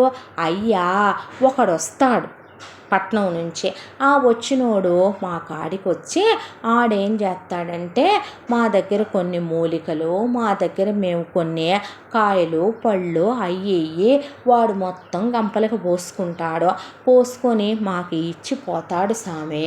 ఈసారి వాడు వచ్చినప్పుడు నీకు కూడా రెండు మూడు అడిగి తీసుకుంటానుండు, మొలగప్పుకుందుగానే అనేపాటికి ఈ బట్టలు తప్ప ఇంకేం వేసుకోరా ఇక్కడ అన్నాడు. లేదే ఇవే వేసుకుంటారు మా మగోళ్ళు, ఇవే వేసుకుంటారు మా ఆడవాళ్ళు అని. అదిగో వచ్చినాడు వాడు, ఆగాగాగు అని ఓ సామి అంటే ఏం నేల అన్నాడు. అనేపాటికి ఇందా ఈ తీసుకొని నాకెడితే 2 కోకలు ఇచ్చి, ఒక సామి వచ్చిన వాళ్ళే కానీ ఆ సామికి మొలగప్పుకునే గుడ్డలుంటాయి కదా మగోళ్ళే, ఓ 4 పడై రాదే అని చెప్పి వీటికే అన్నిస్తారా అనేపాటికి వచ్చేసారి ఇస్తాలేవయ్యా అని గట్టిగా మాట్లాడి తీసేసుకుంది. తీసుకున్న తర్వాత ఇక స్పెషల్ డ్రెస్సెస్ అనుకుంటాను ఇక్కడ ఇవి అనుకొని అలా ఆ బట్టలు వేసుకొని ఇక పోదామా మరి అవుతాందిగా మనువు చూద్దాం పారాదు అని చేయి పట్టుకొని తీసుకెళ్ళింది. ఏం జరుగుతుంది అక్కడ అని అడిగాడు తను. ఆ మాటకి మనువవుతాంది సామి. ఏమవటమేంటి? అయ్యో నీకు మొత్తం ఎడమరిసి చెప్పాలా, చెబుతా కూకోరాదే అని చెప్పి అదిగో అక్కడ మా తల్లి ఉన్నదా వనదేవత తల్లి, ఆ తల్లి దగ్గరికి వెళ్ళి జంటలు నుంచుంటారు. అబ్బాయికి అమ్మాయి నచ్చాలా, అమ్మాయికి అబ్బాయి నచ్చాలా, ఏముండాలి ఏంటి నచ్చాలంటే ఒకళ్ళల్లో ఒకళ్ళకి ఏముండాలి, మనసులు కలవాలా, వాళ్ళిద్దరి మాటలు కలవాలా, పెళ్ళాన్ని పోషించేంత దమ్ము మగాళ్ళలో ఉండాలా, మగతనం అంటారులే దాన్ని మాలో. ఆ తర్వాత వాడికి ఏటాటం వచ్చి ఉండాలా, ఆ అమ్మకి ఇల్లు పిల్లలు మొగుణ్ణి చూసుకోవటం వచ్చి ఉండాలా, ఆ తర్వాత ఇద్దరూ కూడా పెళ్ళికి ఇష్టపడాలా, ఆ తరువాత ఇద్దరికి కూడా మనువు చేస్తాడు దొర. మనువు అంటే ఏమీ లేదులే. అలా మా వనదేవత దగ్గర ఆ అమ్మకి వెళ్ళి మొక్కుకొని ఇద్దరు మొక్కు చెల్లించుకుంటారు. ఆ అమ్మి ముఖాన బొట్టెడతాడు. ఆ తర్వాత దండలు మార్చుకుంటారా. అయిగో వరుసగా గుడిసెలేస్తున్నారుగా. ఆ గుడిసెలు పెళ్ళి కాకముందు మనం ఏడైనా ఉండొచ్చు, ఎవరితోనైనా ఉండొచ్చు, కానీ మనువైనాక అలా ఉండకూడదు. మనకంటూ ఒక గుడిసె ఉండాలా, మనకంటూ ఒక కాపురం ఉండాలా, మనకంటూ పిల్లలు ఇల్లు బాధ్యతలు తెలియాలనే దాంతో అలా గుడిసేసే ఈ రేత్రికే ఇందైపోయినాక ఆడకి పంపుతారు. ఏం చేస్తారేంటి లోపల, ఏం చేస్తారు, కాపురం చేసుకుంటారు. అంటే యాషాలే మాకు మరి తెలియనట్టు, మేము ఎంత అడవి జాతోళ్ళమైనా కూడా మాకు కొన్ని వివరాలు బాగానే తెలుస్తామే. నీ తెలివితేటలు ఈడ ప్రయోగించమాకే. అసలు నువ్వు పట్నపోడివా లేదంటే గనక మాలాగే ఏరే అడవిలో ఉన్న ఏరే తెగోడివా అని అడిగింది. అన్నాడు. అంటే ఏమీలే, నీకు తెలీదు, గదిలోకి వెళ్ళిన తర్వాత ఆడామగ ఏం చేసుకుంటారన్నదే. అదే ఏం చేసుకుంటారో నువ్వు చెప్తావని చాలా మాటలుండాయి నీ పొట్లో, పైకి అస్సలు కనపడవు గాంగా అనేసరికి కొంటెగా ఆమె వైపు చూస్తూ అబ్బా చెప్పొచ్చుగా అన్నాడు. ఏమున్నది, మొగుడు పెళ్ళాలన్న తర్వాత నువ్వు మగాడివి కాదా, నీకు తెలీదా, నీకు మగతనం లేదా, చూపించేదేంటి నా మగతనం, చూస్తావేంటి నేను మగాడినో కాదో. మగతనం అంటే మగోడంటే ఎలా కాదులే, మగతనం మగోడంటే గుండెలుండాల, గుండెల నిండా దమ్ముండాల, పెళ్ళాన్ని పోషించే మగతనం ఉండాల అంటారు మగాడని. అవునా, అయితే నేను నిన్ను ప్రేమిస్తున్నాను, నువ్వంటే నాకు ఇష్టమే, మనిద్దరం కూడా పెళ్లి చేసుకుందాం పదరాదు. మరి ఏంది పిచ్చేషాలవు, నువ్వెవరో ఏందో నీ గురించి నాకేటెరుక, నీ గురించి నీకే ఎరుకనేదు. ఒకవేళ నీకు పెళ్ళైపోయి ఉంటే, నీకు పెళ్ళాం ఉండుంటే, నీకు పిల్లలుండుంటే, ఏమో నువ్వు చెడ్డోడివై ఉంటే, నువ్వు ఏరే తెగోడివై ఉంటే, ఏరే అడివోడివై ఉంటే, అమ్మో నిన్ను నమ్మి నేను చేసుకుంటే నా బతుకు బుగ్గిపానైపోదు. పైకి కనపడరు కానీ చాలా మ్యాటర్ ఉంటుంది మీ అడివాళ్ళల్లో. బతుకు ఎవరికైనా ఒకటే దొర. దేవుడు ఏ తెలివితేటలు ఇచ్చినా ఇవ్వకపోయినా మనిషిగా జన్మెత్తిన ప్రతి ఒక్కళ్ళకి కూడా జ్ఞానం అనే తెలివిస్తాళ్లే. నేల అన్న తర్వాత నేను నిన్ను నిజంగా ప్రేమిస్తున్నా, నిజంగా ఇష్టపడుతున్నా. అవునా? ఏం పెట్టి పోషిస్తానన్ను? ఏం కావాలి నీకే? నేను చెట్టు మీద కాయలు కొట్టించి చేపలు బట్టి కాల్చిస్తే తిని నేను మోసుకెళ్తే తానాలాడి వచ్చి కూర్చొని కులికి కబుర్లు చెబితే కడుపు నిండుతాదనుకుంటున్నావేంటి? ఏటాడటం రావాలా, ఆరితేరి ఉండాలా, చెట్లు గుట్లు గట్లు ఎక్కటం రావాలా? నువ్వు పీతలు పట్టగలవా? నువ్వు పామును పట్టగలవా? నువ్వు నా కోసం చెట్లెక్కి కాయలు కోయగలవా? ఏమొచ్చు మగాడా నీకు? మగతనం అనంగానే గదిలోకి వెళ్ళి చూపించేసేదనుకుంటాండావు. అలాగనుకుంటే ఆ చీమ దగ్గర నుంచి చెట్టు మీద ఎగిరే పక్షి దాకా ఉంటుందిలే అంతటి మగతనం అనేసి అనేపాటికి బాగా హర్టింగ్గా అనిపించింది ఆ మాట తనకి. దానికి తోడు చెల్లుని చెరిచినట్టు అనిపించింది. నేను ప్రేమిస్తున్నానంటే నన్ను కాదంటదా, నేను పెళ్లి చేసుకుంటానంటే నా మీద ఇన్ని డౌట్లు పడుద్దా అని ఉక్రోషంతో, నిజం చెప్తున్నాను, నేను నిన్ను పెళ్లి చేసుకుంటాను. ఏం చేస్తావు చేసుకొని, ఇక్కడే ఉంటాను, నీతోనే ఉంటాను. నీ గతం గుర్తొచ్చినా సరే ఇక్కడే ఉంటాను. ఇష్టమైతే నాతో వద్దు కానీ లేదంటే కలిసే ఉందాం. నేను నిజంగా నిన్ను చాలా చాలా ప్రేమిస్తున్నా. నువ్వు లేనిదే ఉండలేనంత ప్రేమిస్తున్నా. ఎందుకు నచ్చేసావో తెలీదే, అంత నచ్చేసావో. అబ్బా ముందైతే మాటలతోనే కడుపు నింపుతుండావులే, పద పద స్వామి అనేసింది. ఆ తర్వాత సీరియస్గా అమ్మాయి వెనకాల పట్టడం, ఆ అమ్మాయికి చెప్పటం, ఏం చేసినా ఆ అమ్మాయి అస్సలు వినిపించుకోవట్లేదు. దాంతో ఇలా కాదనిపించింది. కాస్త కాలు తగ్గి నడక్కొస్తోంది. ఇక గాయాలన్నీ కూడా తగ్గినాయి. దాంతో ఆ అడవిలో ఉన్నటువంటి మగాళ్ళు వెళ్తుంటే నేను మీతో పాటు వేటకొస్తానన్నాడు. నువ్వా స్వామి? ఏటకొద్దువా? నీకొచ్చిన అటాటి అన్నీ మేము అడవి పందుల్ని కొడతాం, మేము చెట్టు మీద ఉన్న పిట్టల్ని కొడతాం, నీకేం వచ్చు స్వామి? అవన్నీ నేను నేర్చుకుంటానులే అని చెప్పి రోషానికి పోయి, మగాడంటే పోషించాలి, కడుపుకంత తిండి పెట్టాలన్నావు కదవే, నేర్చుకుంటానని వాళ్ళెమ్మడి పడిపోయాడు.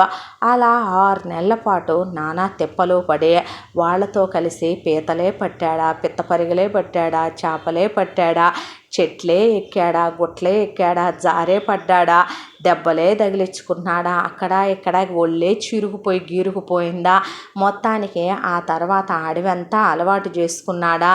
ఇక నానా తిప్పలు నానా తంటాలు పడి మొత్తానికి ఒక రేంజ్లో అడవిలో అయినా సరే బ్రతికేయటానికి సరిపోయినన్ని నేర్చుకున్నాడు.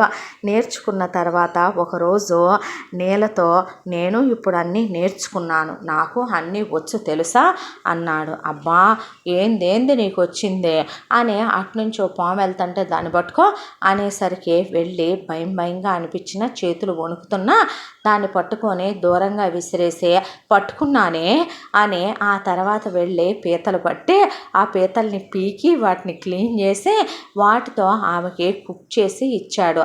తిను, బాగుందా? ఇప్పుడు కడుపు నిండిందా? నీ కడవంత కడుపు నాకు వచ్చు, ఇప్పుడు నేను నిన్ను చూసుకోగలను, ఇప్పుడు చేసుకున్నావురా పెళ్ళి అనేపాటికి మాటలకేం తక్కువ లేదే అనేసరికి నడుం పట్టుకొని దగ్గరికి లాగి ఆమెని గట్టిగా కౌగిలించుకున్నాడు. ఎంతైనా ఆడది, వయసుకు వచ్చింది, వయసులో ఉంది, తొలి మగాడి స్పర్శ. దాంతో ఆమెను గట్టిగా పట్టుకొని ఆమె ముఖాన అలా బొట్టు పెట్టి, ఎంత అందంగా ఉన్నావో చూడు, రోజు ఎలా ఉంటావో అనేసరికి నీళ్లల్లో తన మొహం చూసుకుంది, సిగ్గుపడిపోయింది.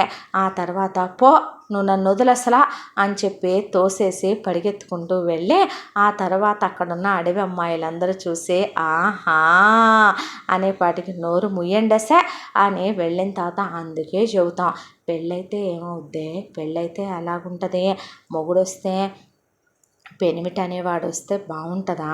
ఆడు ముట్టుకుంటే ఎట్టాగుంటదే? గుండెల్లో గుబులైతుందా అని అడిగింది.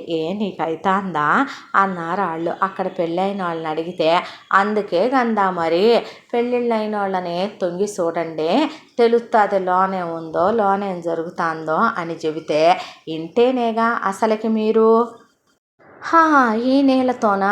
రావే తల్లి వెళ్ళి చూద్దామంటే నాకెందుకు బాబు అని ఈ దొంగ మొహంది రానే రాదు అన్నాక వస్తా అంది. ఏంది నిజమే అన్నారాళ్ళు.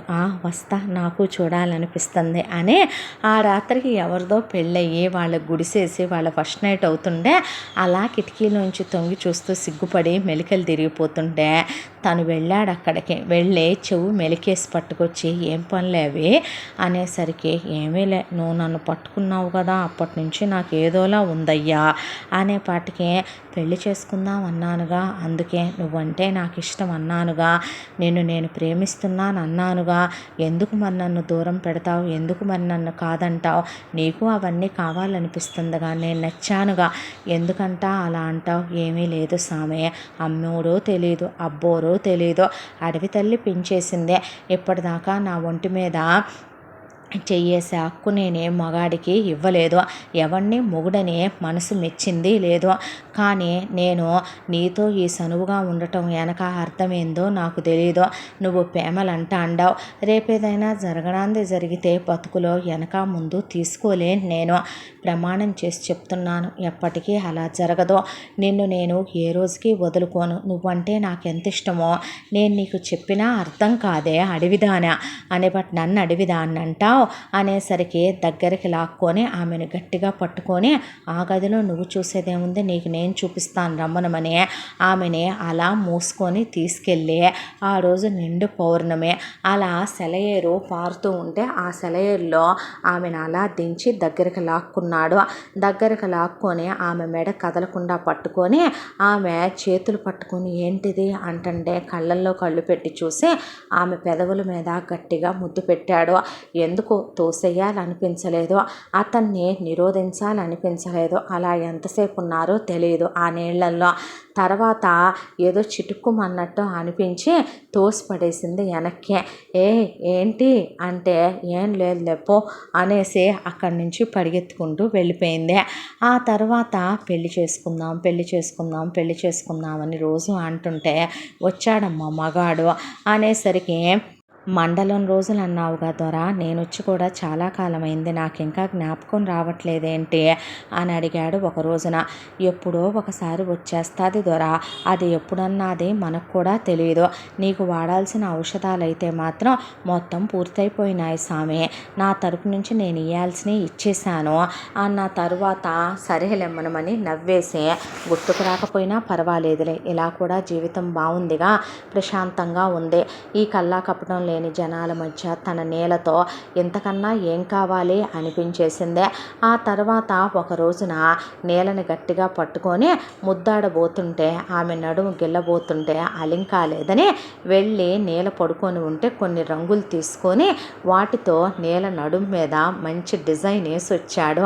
వేసి తన పెదవులతో ముద్దు కూడా పెట్టొచ్చాడు. అక్కడ లేచేపాటికి అడవిలో వాళ్ళందరూ చూసి నవ్వుతుంటే ఏం పనులు ఇవ్వి అనేసరికి నేనే వేశానని అంటే అంత దమ్ము ఈ అడవిలోనే కాదు ఏ మగాడికి లేదులే ఈ భూమి మీద అనేపాటికి అంత నచ్చానా, అబ్బో పద్దాక ఏ మాటలు మాట్లాడుతావు నువ్వు, ఎలాగైతే నన్ను మనువాడును పోవయ్యా అనేపాటికి అదే మాట మీద ఉంటావా అన్నాడు. అనేసరికి పాము పాము పాము అనేపాటికి చతుర్లాడమాకు అన్నాడు. నిజంగా పామే స్వామి, యువతలకి రావయ్యా అంటే అది నన్ను ఏం చేస్తుంది అనే కాన్ఫిడెన్స్తో అది చాలా ప్రమాదకరమైన విషపూరితమైన పాము తెలియక దాన్ని పట్టుకొని విసిరేసే లోపే అది కాటేయటం, తను కలర్ మారిపోయి కళ్ళు తిరిగి పడిపోవటం కూడా అయిపోయింది.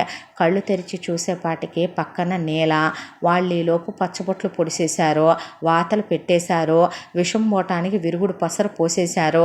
నా బతుకంతా ఈ పసర్లు తాగి తాగి తాగి నా కడుపులో అయ్యే ఉంటాయేమోనే అనేపాటికి ఏం పిచ్చి పనులు ఇవే, అదెంత ప్రమాదకరమైన విషపూరితమైన పాము తెలుసా అనేపాటికి ఏమో నువ్వేమైనా అనుకో, నువ్వంటే నాకు ఇష్టమని చెప్తే కాదన్నావుగా, నో అన్నావుగా, నన్ను తోసేసావుగా.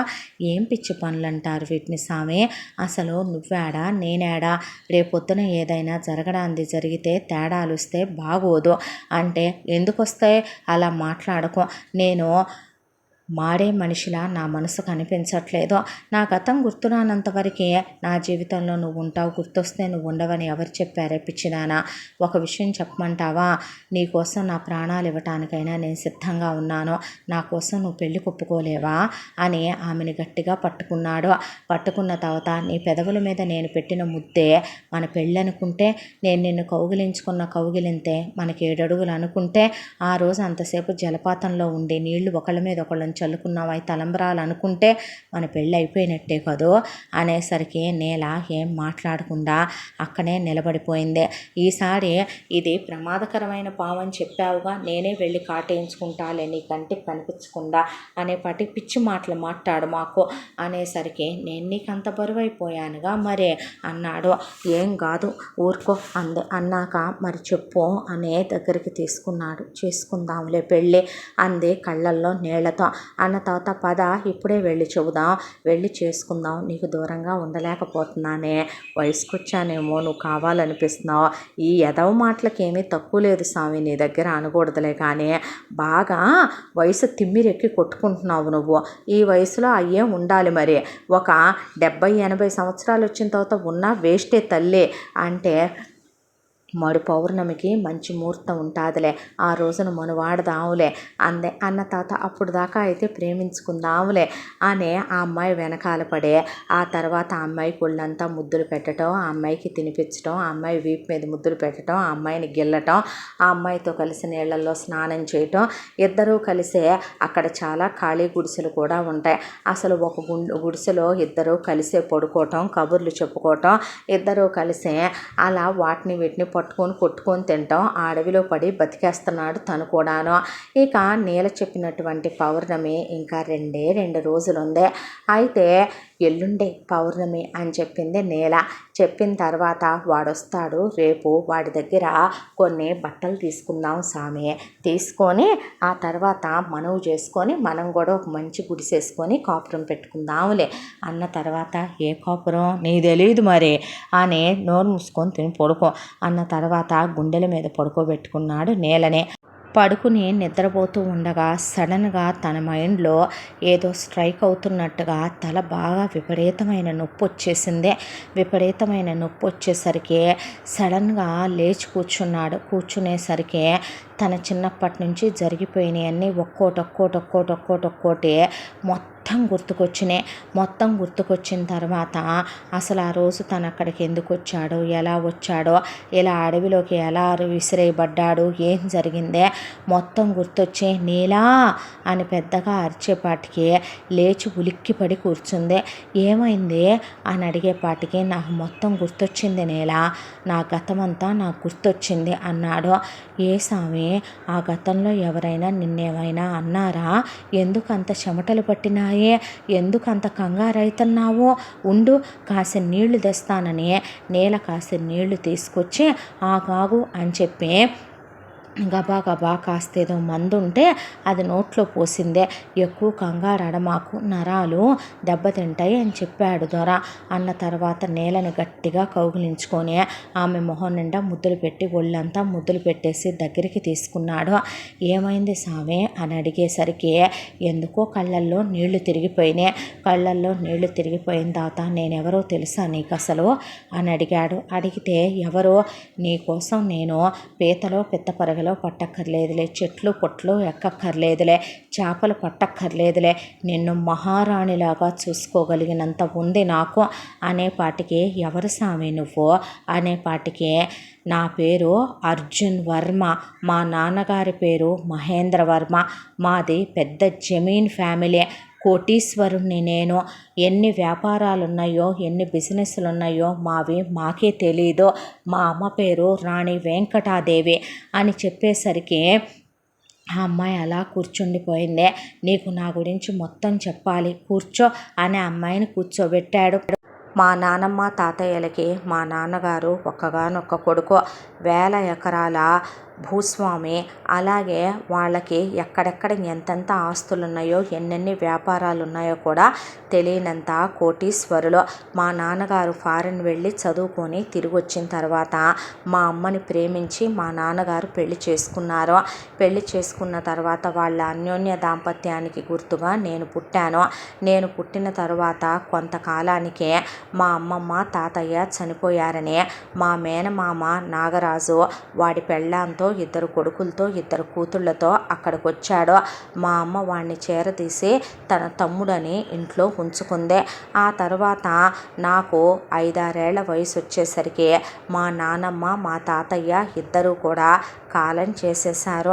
ఆ తర్వాత నాకు 10 ఏళ్ల వయసు అప్పుడు అనుకుంటాను ఒకసారి సడన్గా మా నాన్నగారికి చాలా పెద్ద యాక్సిడెంట్ అయిందని, దాంతో తలకి గాయమైందని, మతి భ్రమించిందని, ఆయనకి పిచ్చెక్కిందని అందరూ కలిసి ఆయన్ని గొలుసులేసి కట్టేసి ఒక గదిలో పెట్టారు. ఆయన దగ్గరికి నేను వెళితే ఆయన కూడా పిచ్చి పిచ్చిగా ప్రవర్తించే, నువ్వు నన్ను పిచ్చోడిని అనుకుంటున్నావా, నాకు పిచ్చుంది అనుకుంటున్నావా, నన్ను అందరూ కలిసి పిచ్చోడిని చేసేసారని ఆయన నా మీద దొరికినవన్నీ విసిరేసి, నువ్వు రాకు, నువ్వు నా కంటికి కనిపించకు, నాకెవరూ లేరు, నేను అనాథనని ఆయన నన్ను బయటికి తోసేశాడు. ఆ తర్వాత అమ్మ నన్ను ఆ గదిలోకి వెళ్ళనివ్వలేదు. ఇక మామయ్య వాళ్ళే మొత్తం నాన్న సిచ్యువేషన్ అంతా కూడా హ్యాండ్ ఓవర్ చేసేసుకున్నారు. అమ్మ పూర్తిగా వ్యాపారాల దగ్గర నుంచి అన్నీ మామయ్య చేతికి అప్పగించేసింది. ఇక తను మాత్రం అన్నిటి మీద పైన అజమాయిషీ చూసుకుంటున్నానని అమ్మ అనుకునేది. ఆ తర్వాత నన్ను 6th క్లాస్ నుంచి వెళ్ళనని ఎంత ఏడుస్తున్నా వినకుండా ఈడ్చుకెళ్ళి మామయ్య హాస్టల్లో వేసేశాడు. ఎప్పుడైనా సెలవులకి ఇంటికి వద్దామనుకున్నా నన్ను రానిచ్చేవాళ్ళు కాదు.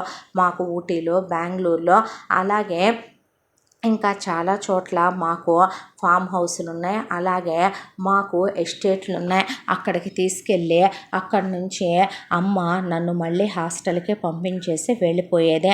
అలా నా చదువు ఇంటర్ వరకు అయిపోయాక ఇంజనీరింగ్కి వచ్చాను. ఇంజనీరింగ్కి వచ్చిన తర్వాత కూడా నన్ను ఇంటికి రానివ్వవా అమ్మ అంటే అక్కడ పరిస్థితులు ఏమీ బాగాలేదు, వద్దు అని చెప్పి ఇంజనీరింగ్ కంప్లీట్ అయిపోగానే నేను అబ్రాడ్ వెళ్ళటానికి ఏర్పాట్లు రెడీ అయిపోయినాయి. నాకు వెళ్ళాలని లేదమ్మా అన్న మన స్థాయి, హోదా, స్థితిగతులకి నువ్వు వెళ్ళి చదువుకోవాలని నన్ను అబ్రాడ్ పంపించారు. అక్కడ చదువు పూర్తయ్యాక 2 ఏళ్ళు జాబ్ చేయమన్నారు. అయిపోయిన తర్వాత నేను తిరిగి వచ్చాను.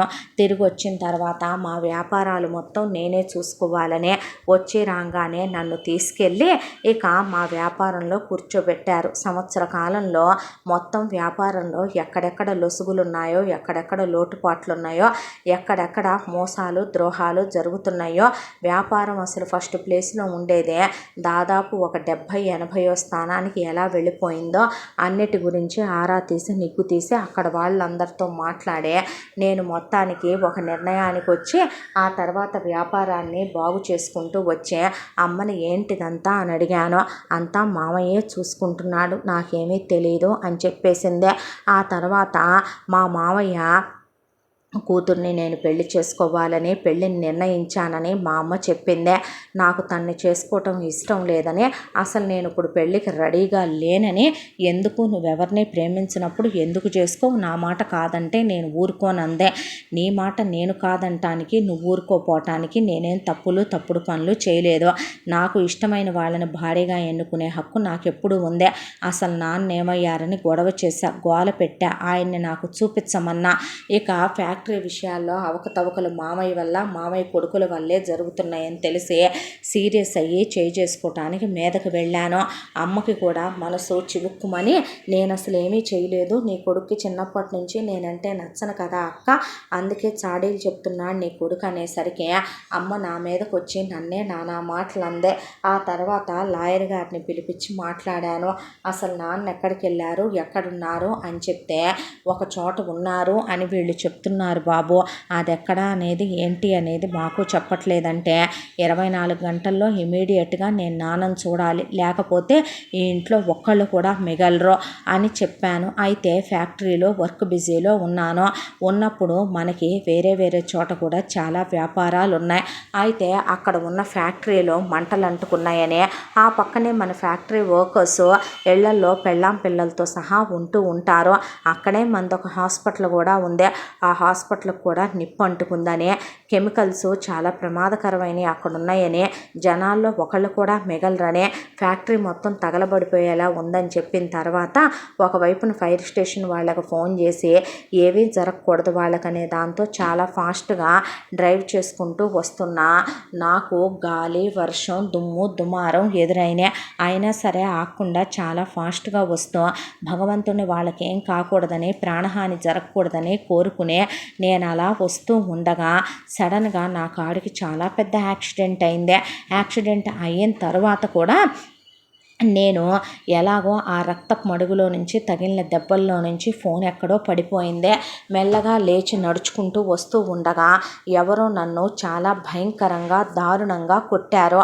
ఆల్మోస్ట్ నేను కొనవూపిరితో ఉన్నానని కన్ఫర్మ్ చేసుకునేంత కొట్టి అప్పుడు వాళ్ళు ఇక వర్షం పడుతుంది ఇంకా వెయిట్ చేయటం ఎందుకు పాడుదరిద్రం ఎటు నేను పోతానని అడవిలోకి విసిరేద్దామని, అడవిలో నన్ను ఏ జంతువులో పీక్కు తింటాయని, లేదంటే కాసేపటికి నేనే కొనవూపిరితో ఉన్నాను కాబట్టి పోతానని వాళ్ళు అక్కడి నుంచి మా మామయ్యకి ఫోన్ చేశారు. మీరు మాకు అప్పచెప్పిన పని పూర్తయిపోయింది, ఇలా వీడి బాడీని కూడా విసిరేస్తున్నాము, శవం ఆనవాళ్ళు కూడా దొరకవు మీకు అడవిలో పడితే అని చెప్పి వాళ్ళు మాట్లాడుకోవటం అంతా అపస్మారక స్థితిలోకి వెళ్ళబోతూ కూడా నేను విన్నాను.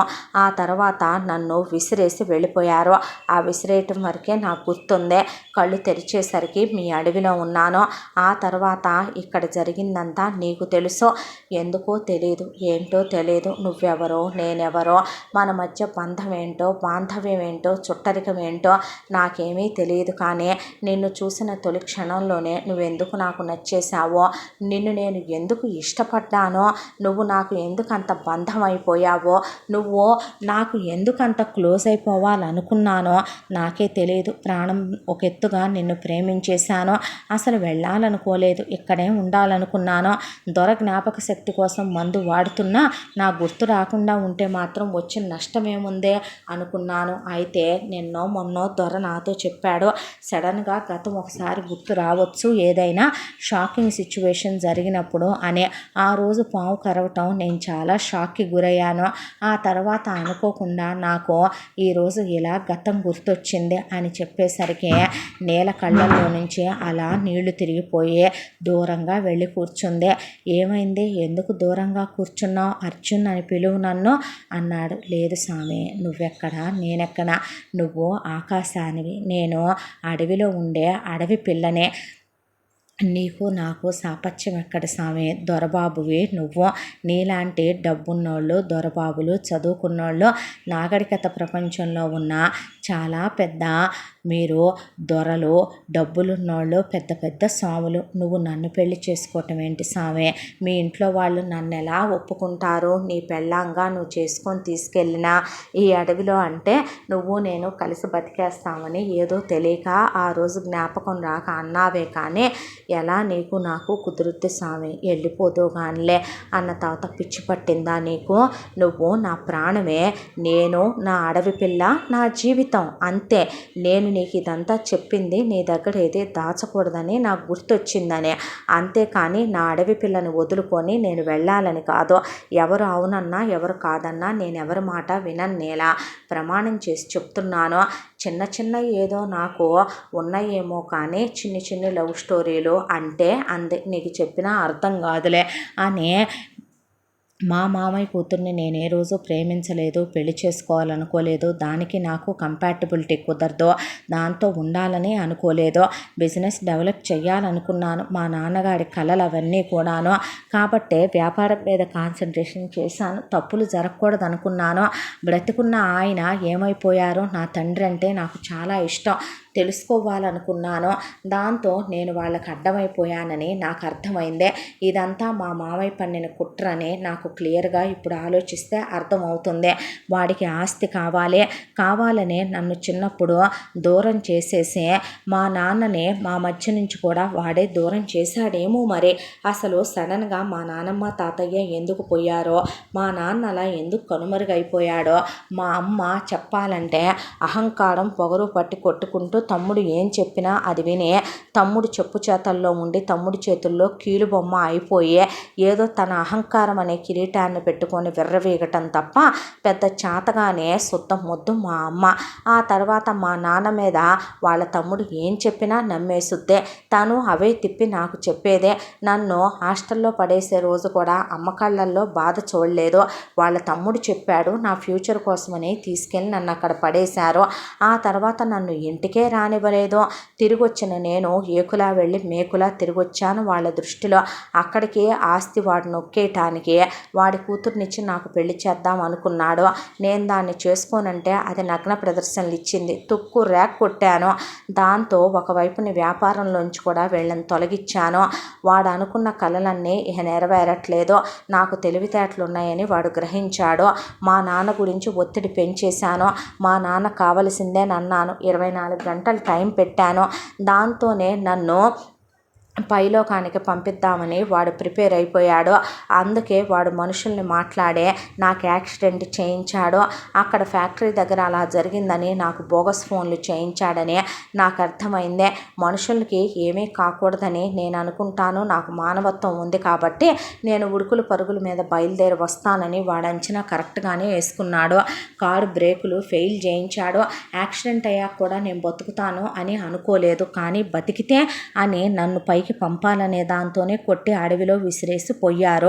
ఇప్పుడు నేను చేయాల్సింది ఒక్కటే. అసలు మా నాన్న ఏమయ్యారు? మమ్మల్ని నమ్ముకొని ఎంతమంది ఫ్యాక్టరీలో కార్మికులు బ్రతుకుతున్నారో తెలుసా? వాడి చేతికి ఆస్తి వెళ్ళిపోతే వాళ్ళందరూ అనాథలు, దిక్కులేని వాళ్ళు అవుతారు.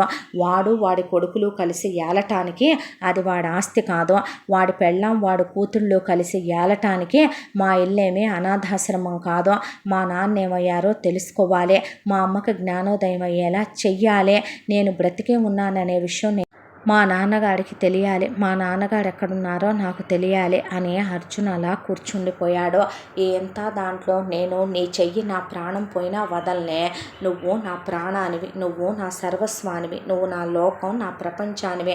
నిన్ను వదిలేసుకోవటం కన్నా నా వాళ్ళని వాటన్నిటినీ వదిలేసుకొని పోనీ నీతోనే ఉండిపోమ్మంటావా? నిరభ్యంతరంగా ఉండిపోతాను. నాకు అలాంటి బాధ ఏమీ లేదు. కానీ నిన్ను వదలటం, నా ప్రాణం వదలటం ఒకేసారి జరిగిపోద్ది నీలా. నేను మాటిస్తే మాట తప్పను. అర్జున్ చిన్నప్పటి నుంచి అంతే. ఈరోజు ఏమీ కొత్తగా లేడులే వీడు ఇలాగా అన్న తర్వాత నీల గట్టిగా కౌగిలించుకొని పెదవుల మీద ముద్దు పెట్టిందే. నువ్వు నిజంగా నన్ను వదలవుగా అని అడిగిందే.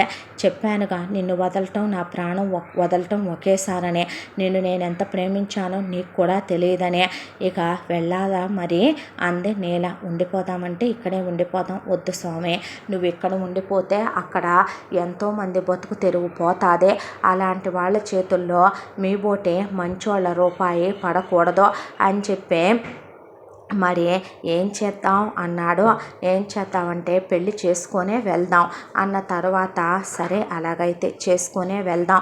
ఎల్లుండి పౌర్ణమి కందా, ఇక పెళ్ళి అయిపోయిన తర్వాతనే మనం మీ ఇంటికి పోదాంలే అని చెప్పింది. సరేనన్నాడు. తెల్లాడి దొర దగ్గరికి వెళ్ళి జరిగింది మొత్తం చెప్తే మీ ఇద్దరూ మునవాడతారా అంటే అవునన్నాడు అర్జున్. అవునంది నీల. ఒకళ్ళంటే ఒకళ్ళకి ఇష్టమని చెప్పారు ఆయనతో. సరేనన్నాడు. పౌర్ణమి రోజున పెళ్లి చేయటానికి అన్నీ సిద్ధం చేస్తే ఆ బట్టలమ్మేవాడు వచ్చాడు. బట్టలమ్మేవాడు వస్తే వాడిని అర్జున్ దగ్గరికి వెళ్ళి వాడితో మాట్లాడి ఏట్రా అని, ఏంటి ఈ బట్టలు అనేసరికి వీళ్ళకి బట్టలు ఎందుకు బాబు, అయ్యే ఎక్కువ, వీళ్ళకి మనం ఇచ్చేయ్యే. మరి నువ్వు వీళ్ళ దగ్గర నొక్కేసే వనమూలికలు వీళ్ళ దగ్గర నుంచి నొక్కేసి తీసుకెళ్తున్నావే, నువ్వు సుగంధ ద్రవ్యాలు అవి ఇవి, మరి పుట్టతేనెల దగ్గర నుంచి అవి ఇవి, వాటి అసలు రేట్ ఎంతో, నువ్వు వీళ్ళకి ఎంత ఇస్తున్నావో నేను చెప్పేది ఏంట్రా వీళ్ళకి అంటే, బాబు నా పొట్ట కొట్టకయ్యా అంటే, నువ్వు ఏం చేస్తావో నాకు తెలీదు. నీకు నేను కరెక్ట్గా ఒక 4-5 అవర్స్ టైం ఇస్తా. నువ్వు సిటీకి వెళ్ళే నీల ఇప్పుడు ఇలాంటి డ్రెస్సులు వేసుకోకూడదు. అదేంది నేల ఎప్పటి నుంచో అలాగేగా ఉంటుంది. ఒరే ఫూల్, ఇప్పుడు నేను తన్ని పెళ్లి చేసుకోబోతున్నాను రా మీరా బాబు, తన్నా బాబు అంటే నోర్మై అన్న తర్వాత వెళ్ళి నాకు నీట్గా ఒక ప్యాంట్ షర్టు తీసుకొని రా, అలాగే నేల కోసం కొన్ని డ్రెస్సెస్ తీసుకొని రా అని చెప్తే, బాబు డబ్బులు చా నోర్మై స్టూపిడ్ ఫెలో అన్న తర్వాత నేలనే నువ్వు ఇవి వచ్చిన తర్వాత వేరే డ్రెస్ వేసుకుందో కానీ అంటే నాకు చేత కాదు స్వామి అని చెప్తే ఇదిగో ఇలా వేసుకోవాలి నేను వేస్తుందా అన్నాడు. ఛీ నువ్వేం వేయొద్దులే నేనే వేసుకుంటా అని చెప్పు, నీకేది తెలిసినా ఏ తెలియపోయినా ఈ బాగా తెలుస్తాయే అనేసరికి నువ్వు ఏ దాంట్లో ఉన్నా సరే ఇది మాత్రం మర్చిపోవే, అదే ఇదిదే ఒక విషయం బాగుంది.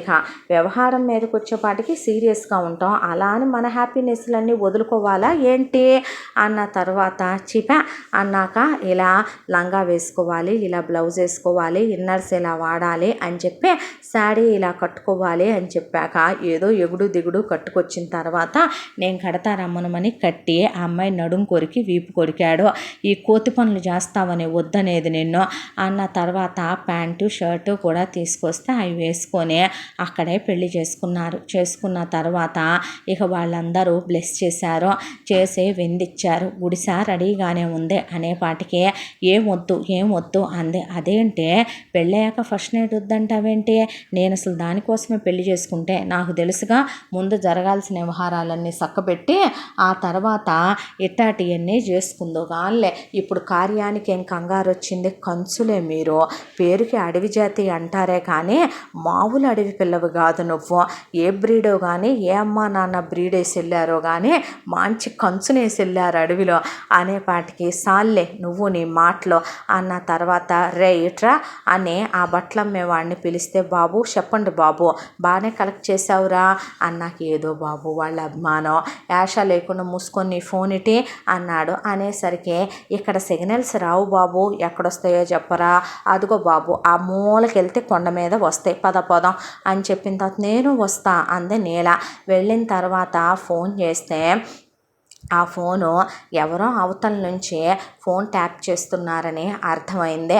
దాంతో ఇక వెంటనే అర్జున్ ఫోన్ పట్టుకొని మాట్లాడుతున్నాడు నా పెనివిటి అనేపాటికి నీల నోరు మూసేసి ఒరేయ్ నువ్వు మాట్లాడరా అన్నాడు. వాడిని ఏం మాట్లాడను బాబు అన్న తర్వాత ఏదో ఒకటి వాగేసే వాళ్ళతో అన్న తర్వాత నేనండి మూలికలు ఉన్నాయండి నా దగ్గర, మీకు ఫోన్ చేశానండి, మీకు వినపడుతుందండి అన్న తర్వాత స్టూపిడ్ ఫెలో రాస్కెల్ ఈడియట్ అని తిట్టి ఫోన్ పెట్టేస్తే ఇంగ్లీష్లో బూతులు తిడుతున్నారు బాబు అన్న తర్వాత సర్లే నువ్వు వెళ్ళు అన్నాక ఏమైంది స్వామి అంటే ఏమీ లేదు నేను బ్రతికే ఉన్నానేమోనని వాళ్ళు చాలా హైలీ సెక్యూరిటీతో ఉన్నారా, నేను తిరిగి వస్తే నన్ను పైకి పంపిద్దామని చాలా ప్లానింగ్తో ఉన్నారు వాళ్ళు అన్న తర్వాత మరి ఇప్పుడు ఏం చేద్దాం, ముందు ఇక్కడి నుంచి వెళ్దాం. అవును నీలా నేను ఆ రోజు దొరికినప్పుడు నా బట్టలు ఉండాలిగా ఏమైనాయి బేబీ అని అడిగాడు.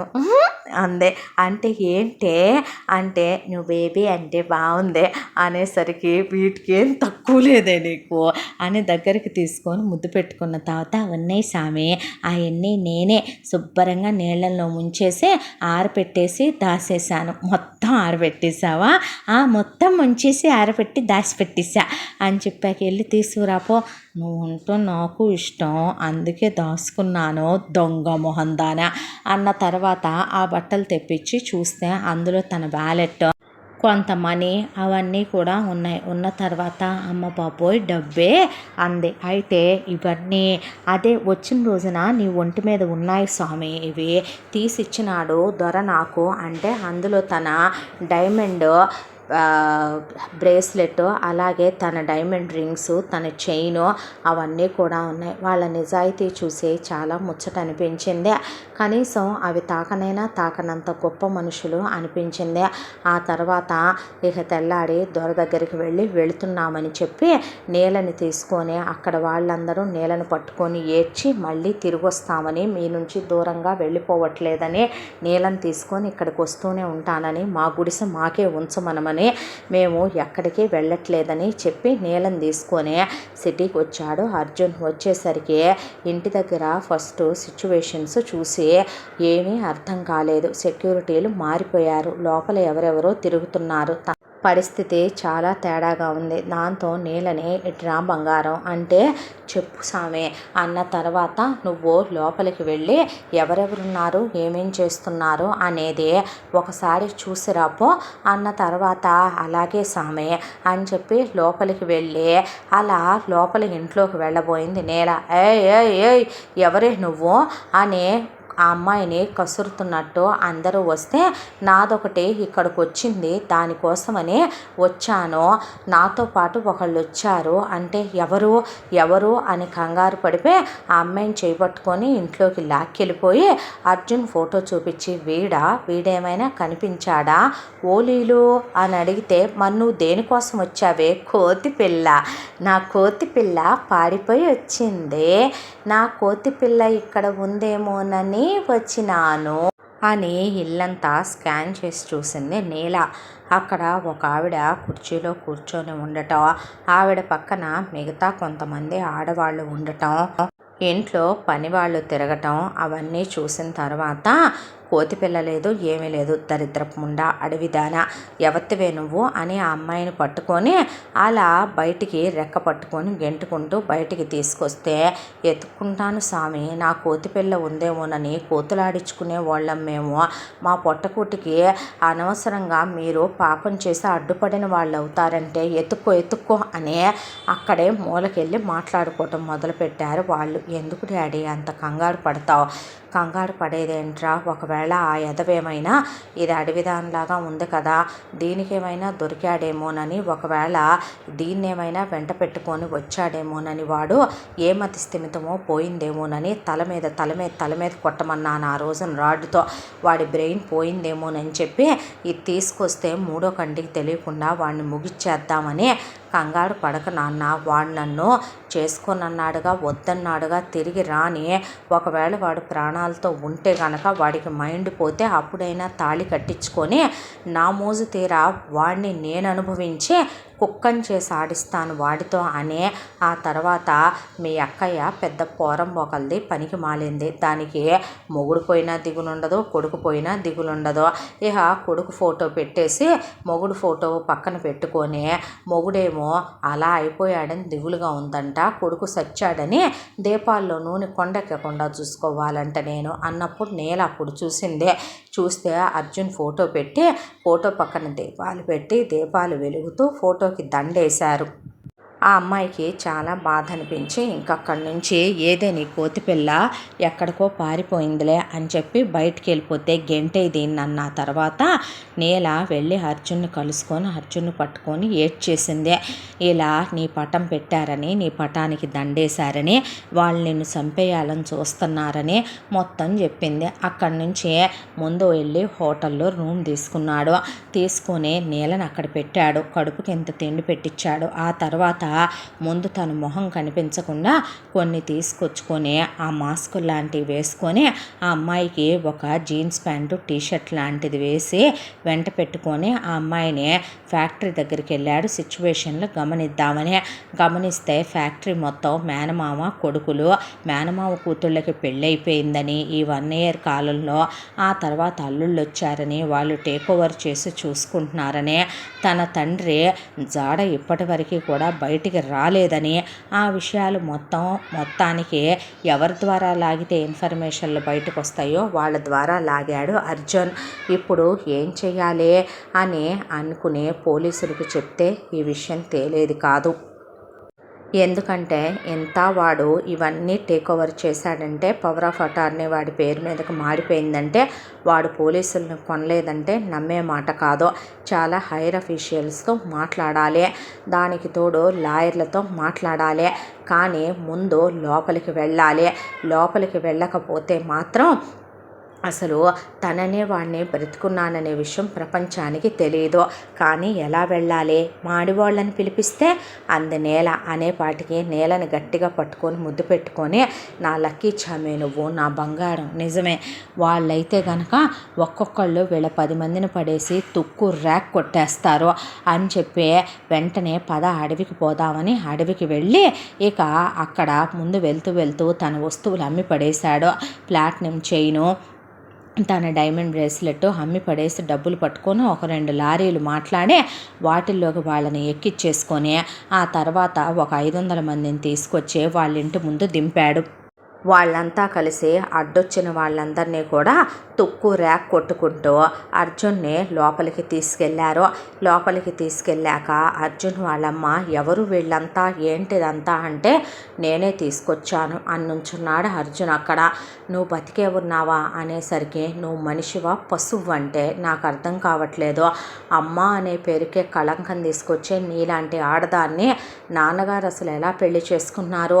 ఆయనేరసలు నాన్నగారిని నేను 24 గంటల్లో బయటికి తీసుకురమ్మనమన్నానని వీడి కూతుర్ని చేసుకున్నానని డబ్బు కోసం ఈ కుక్క ఇదంతా చేసి నేను తిరిగి వస్తే ఎక్కడ మన ఆస్తికి అడ్డుపడిపోతానో వాడు అనుభవించడానికని నన్ను అడ్డు తప్పించాడే వాడు అంటే నిజమారా తమ్ముడు నువ్వు చేసావా? అబ్బో మరి అంత ఇన్నోసెంట్గా అడుగుతున్నావేంటే వాడు ఎన్ని తప్పులు చేసినా నీకు ఇష్టమేనమాట, నీకు పర్వాలేదన్నమాట అనేసరికి అది కాదురా ఎంతైనా మామయ్య నీ కొడుకు నేను నచ్చనగా అక్క అందుకే అలా చాడీలు చెప్తున్నాడు అనేపాటికి నోరు ముయ్యరా అని పడేసి తుక్కు కింద వాళ్ళని కొట్టిన తర్వాత హైర్ అఫీషియల్స్తో మాట్లాడి లాయర్లతో మాట్లాడి పిలిపించి వాళ్ళ ఫ్యామిలీ మొత్తాన్ని కూడా తీసుకెళ్ళి జైల్లో వేయించాడు అర్జున్. ఆ తర్వాత తుక్కు ర్యాక్ కొట్టిస్తే మా నాన్న ఎక్కడున్నాడో చెప్పమంటే ఫస్ట్ చెప్పనన్నారు. ఆ తర్వాత చెప్తే ఆ చోటు వెతుక్కుంటూ వెళ్తే అక్కడ పాపం ఆయన్ని ఒక అసైలంలో పడేసి ఉంచారు.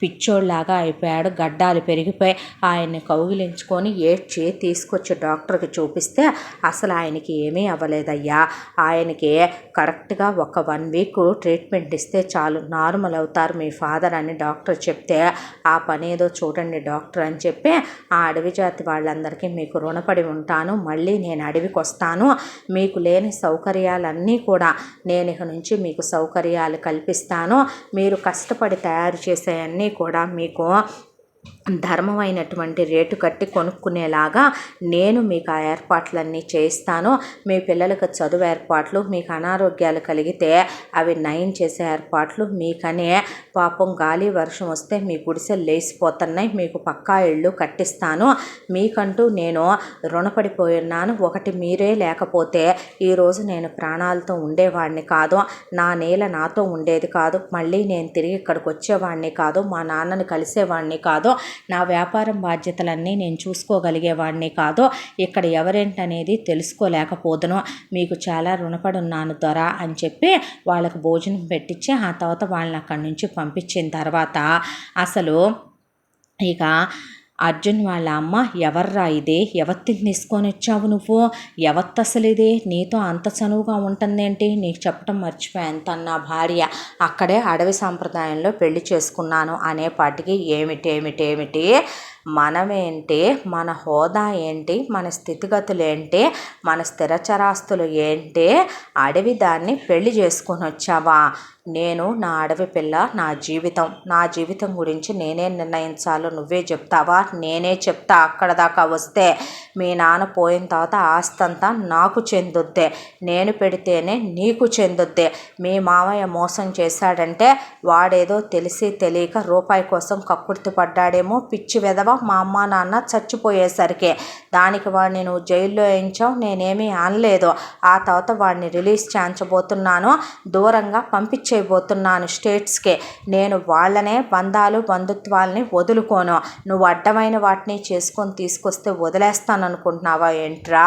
అవసరమైతే ఆస్తి మొత్తం నా తమ్ముడు వాళ్ళకి పెడతా, అనాథలకి పెడతా, ఏమనుకుంటున్నావో అనేపాటికి నువ్వు ఆడదానివి కాదే, నువ్వు మనిషివి కాదు, నువ్వు మృగానివే, నీలాంటి మృగాలకి నీతులు చెప్పాలనుకోవటం నాదే తప్పు అని లేనేలా అని చెప్పి ఎక్కడికి రా నువ్వు, ఆస్తి పెట్టనన్నావు కదా, నువ్వే ఉంచేసుకొని ఆస్తి అంతా కూడా నువ్వు చెప్పిన వాళ్ళని పెళ్లి చేసుకొని నీ కాళ్ళ కింద ఉంటావు, నా వల్ల కాని పనే, తనుపు నా భార్య, తను నేను పెళ్లి చేసుకుంటున్నాను, ఏ సాంప్రదాయంలో అయినా పెళ్ళే, తన్నెందుకు వదులుకుంటాను, నిన్నైనా వదిలేస్తానేమో కానీ అని చెప్పి ఒక స్మార్ట్ ఫోన్ తీసుకొని తను చెప్పాల్సిన మొత్తం ఏ నుంచి జెడ్ దాకా రికార్డు చేసి డాక్టర్ గారి దగ్గరికి వెళ్ళి ఆయన చేతికి ఇచ్చే, మా డాడీ స్పృహలోకి వస్తారు కదా డాక్టర్, ఆయన చేతికి ఇవ్వండి ఈ ఫోను అని చెప్పి అర్జున్ నీలం తీసుకొని అడవికి వెళ్ళిపోయాడు.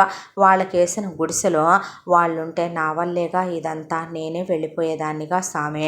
ఎందుకు ఇదంతా చేసుకున్నావు చెప్పు? పిచ్చి పట్టిందా నీకు?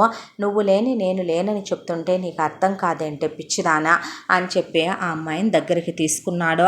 ఆ తర్వాత డాక్టర్ చెప్పిన ఆ వారం రోజుల టైము అయిపోయిన తర్వాత మహేంద్ర వర్మకి నార్మల్ అయిపోయి ఆయనకి అన్నీ గుర్తుకు రావటం మొదలైంది. ఆయన చిన్నప్పటి నుంచి ఆయన జీవితంలో ఏం జరిగినాయి అనేది మొత్తం are you all right sir అన్న తర్వాత పర్ఫెక్ట్లీ అన్నాడు ఆయన. అన్న తర్వాత మీ బాబు అర్జున్ వర్మ మీకు ఈ ఫోన్ ఇమ్మని చెప్పాడు అన్న తర్వాత ఆ ఫోను ఓపెన్ చేసి చూస్తే నాన్నగారు ఇందులో మన వాళ్ళందరి కాంటాక్ట్ లిస్టులో ఉన్నాయి. మన బంధువులు ఎవరైతే ఉన్నారో మీ స్నేహితులు ఎవరైతే ఉన్నారో వాళ్ళందరి కాంటాక్ట్ లిస్టు ఉందే అని, దాంతోపాటు ఈ అమ్మాయి పేరు నీల మీ కోడలు నేను పెళ్లి చేసుకున్నాను అని మీరు నా నుండి దూరం అయిన తర్వాత మీకు నేను చాలా దగ్గర అవ్వాలనుకున్నాను నాన్న అని, ఆ తర్వాత నీ నుండి నన్ను దూరం చేసేసారని, ఆ తర్వాత నన్ను హాస్టల్లో వేసేసారని, అక్కడి నుంచి అబ్రాడ్ పంపారని, రాగానే బిజినెస్లో అవకతవకలు జరిగినాయని ఆ విషయాలు చెప్పిన అమ్మ అసలు చెవికి ఎక్కించుకోలేదని, ఆ తర్వాత నీ కోసమని ప్రయత్నించానని, నిన్ను నా కళ్ళ ముందు తెచ్చి నుంచోపెట్టమన్నానని, దాంతో నా మీద అటాక్ జరిగిందని, అటాక్ జరిగిన తర్వాత దాన్ని యాక్సిడెంట్గా క్రియేట్ చేద్దాం అనుకున్నారని, నన్ను అడవిలో విసిరేశారని, నేను పోయాననుకొని అమ్మ నాకు ఫోటో పెట్టి దండేసేసి దీపాలు కూడా పెట్టేసిందని, నేలే నన్ను కాపాడిందని, ఆ అడవి జాతి ప్రజలు నా ప్రాణం పోశారని, తర్వాత గతం గుర్తొచ్చి నేను తిరిగి వద్దామనుకుంటే వీళ్ళు అసలు ఎక్కడికక్కడ బిజినెస్లో వాళ్ళు దూరిపోయారని, ఇల్లంతా వాళ్ళు టేక్ ఓవర్ చేసుకున్నారని, అమ్మ వాళ్ళ చేతిలో కీలుబొమ్మ అయిపోయిందని, తిరిగి అదే అడవి జాతి వాళ్ళని తీసుకొచ్చి నేను వీళ్ళ మీద అటాక్ చేయించే ఆ తర్వాత ఇంట్లో ప్రవేశించే వాళ్ళని జైల్లో పెట్టించానని, వాళ్ళని బయటికి తెచ్చి అబ్రాడ్ పంపిస్తుందంట అని, తప్పు నాదేనంట, నేను అడవి పిల్లని చేసుకున్నానంట, వాళ్ళ తమ్ముడు జస్ట్ రూపాయి కోసం ఆశపడి ఇలా చేసుంటాడంట, నేను నీలని పెళ్లి చేసుకోవటం వల్ల మన వంశం క్షేత్రం బీజం కులం గోత్రం మైలపడిపోయినాయి అంట, అలగాదంట, అడవిదంట, అడవిదాన్ని చేసుకున్నానంట, ఆస్తి నా పేరిట రాయిదంట, నువ్వు ఇలా ఉన్నావు కాబట్టి ఆస్తి తన పరమే అవుద్దు కాబట్టి తన తమ్ముడికో అనాథాశ్రమాలకో లేదంటే ఇప్పుడైనా ఇంకొకడిని చేసుకొని ఒకడిని కానీ వాడికైనా రాసుకుంటుందంట, అంతేకాని నేను ఆ అమ్మాయిని వదిలేసి తను చెప్పిన సంబంధం చేసుకొని తన చెప్పు చేతల్లో ఉండాలంట, దట్టు తన తమ్ముడు కూతురు నాన్న ఎవరినో కాదు, అమ్మ ఇంత జరిగినా చేసుకోమనేదే, వాళ్ళని మనం ఫర్గివ్ చెయ్యాలి అనేదే అమ్మ కోరుకునేది కూడా.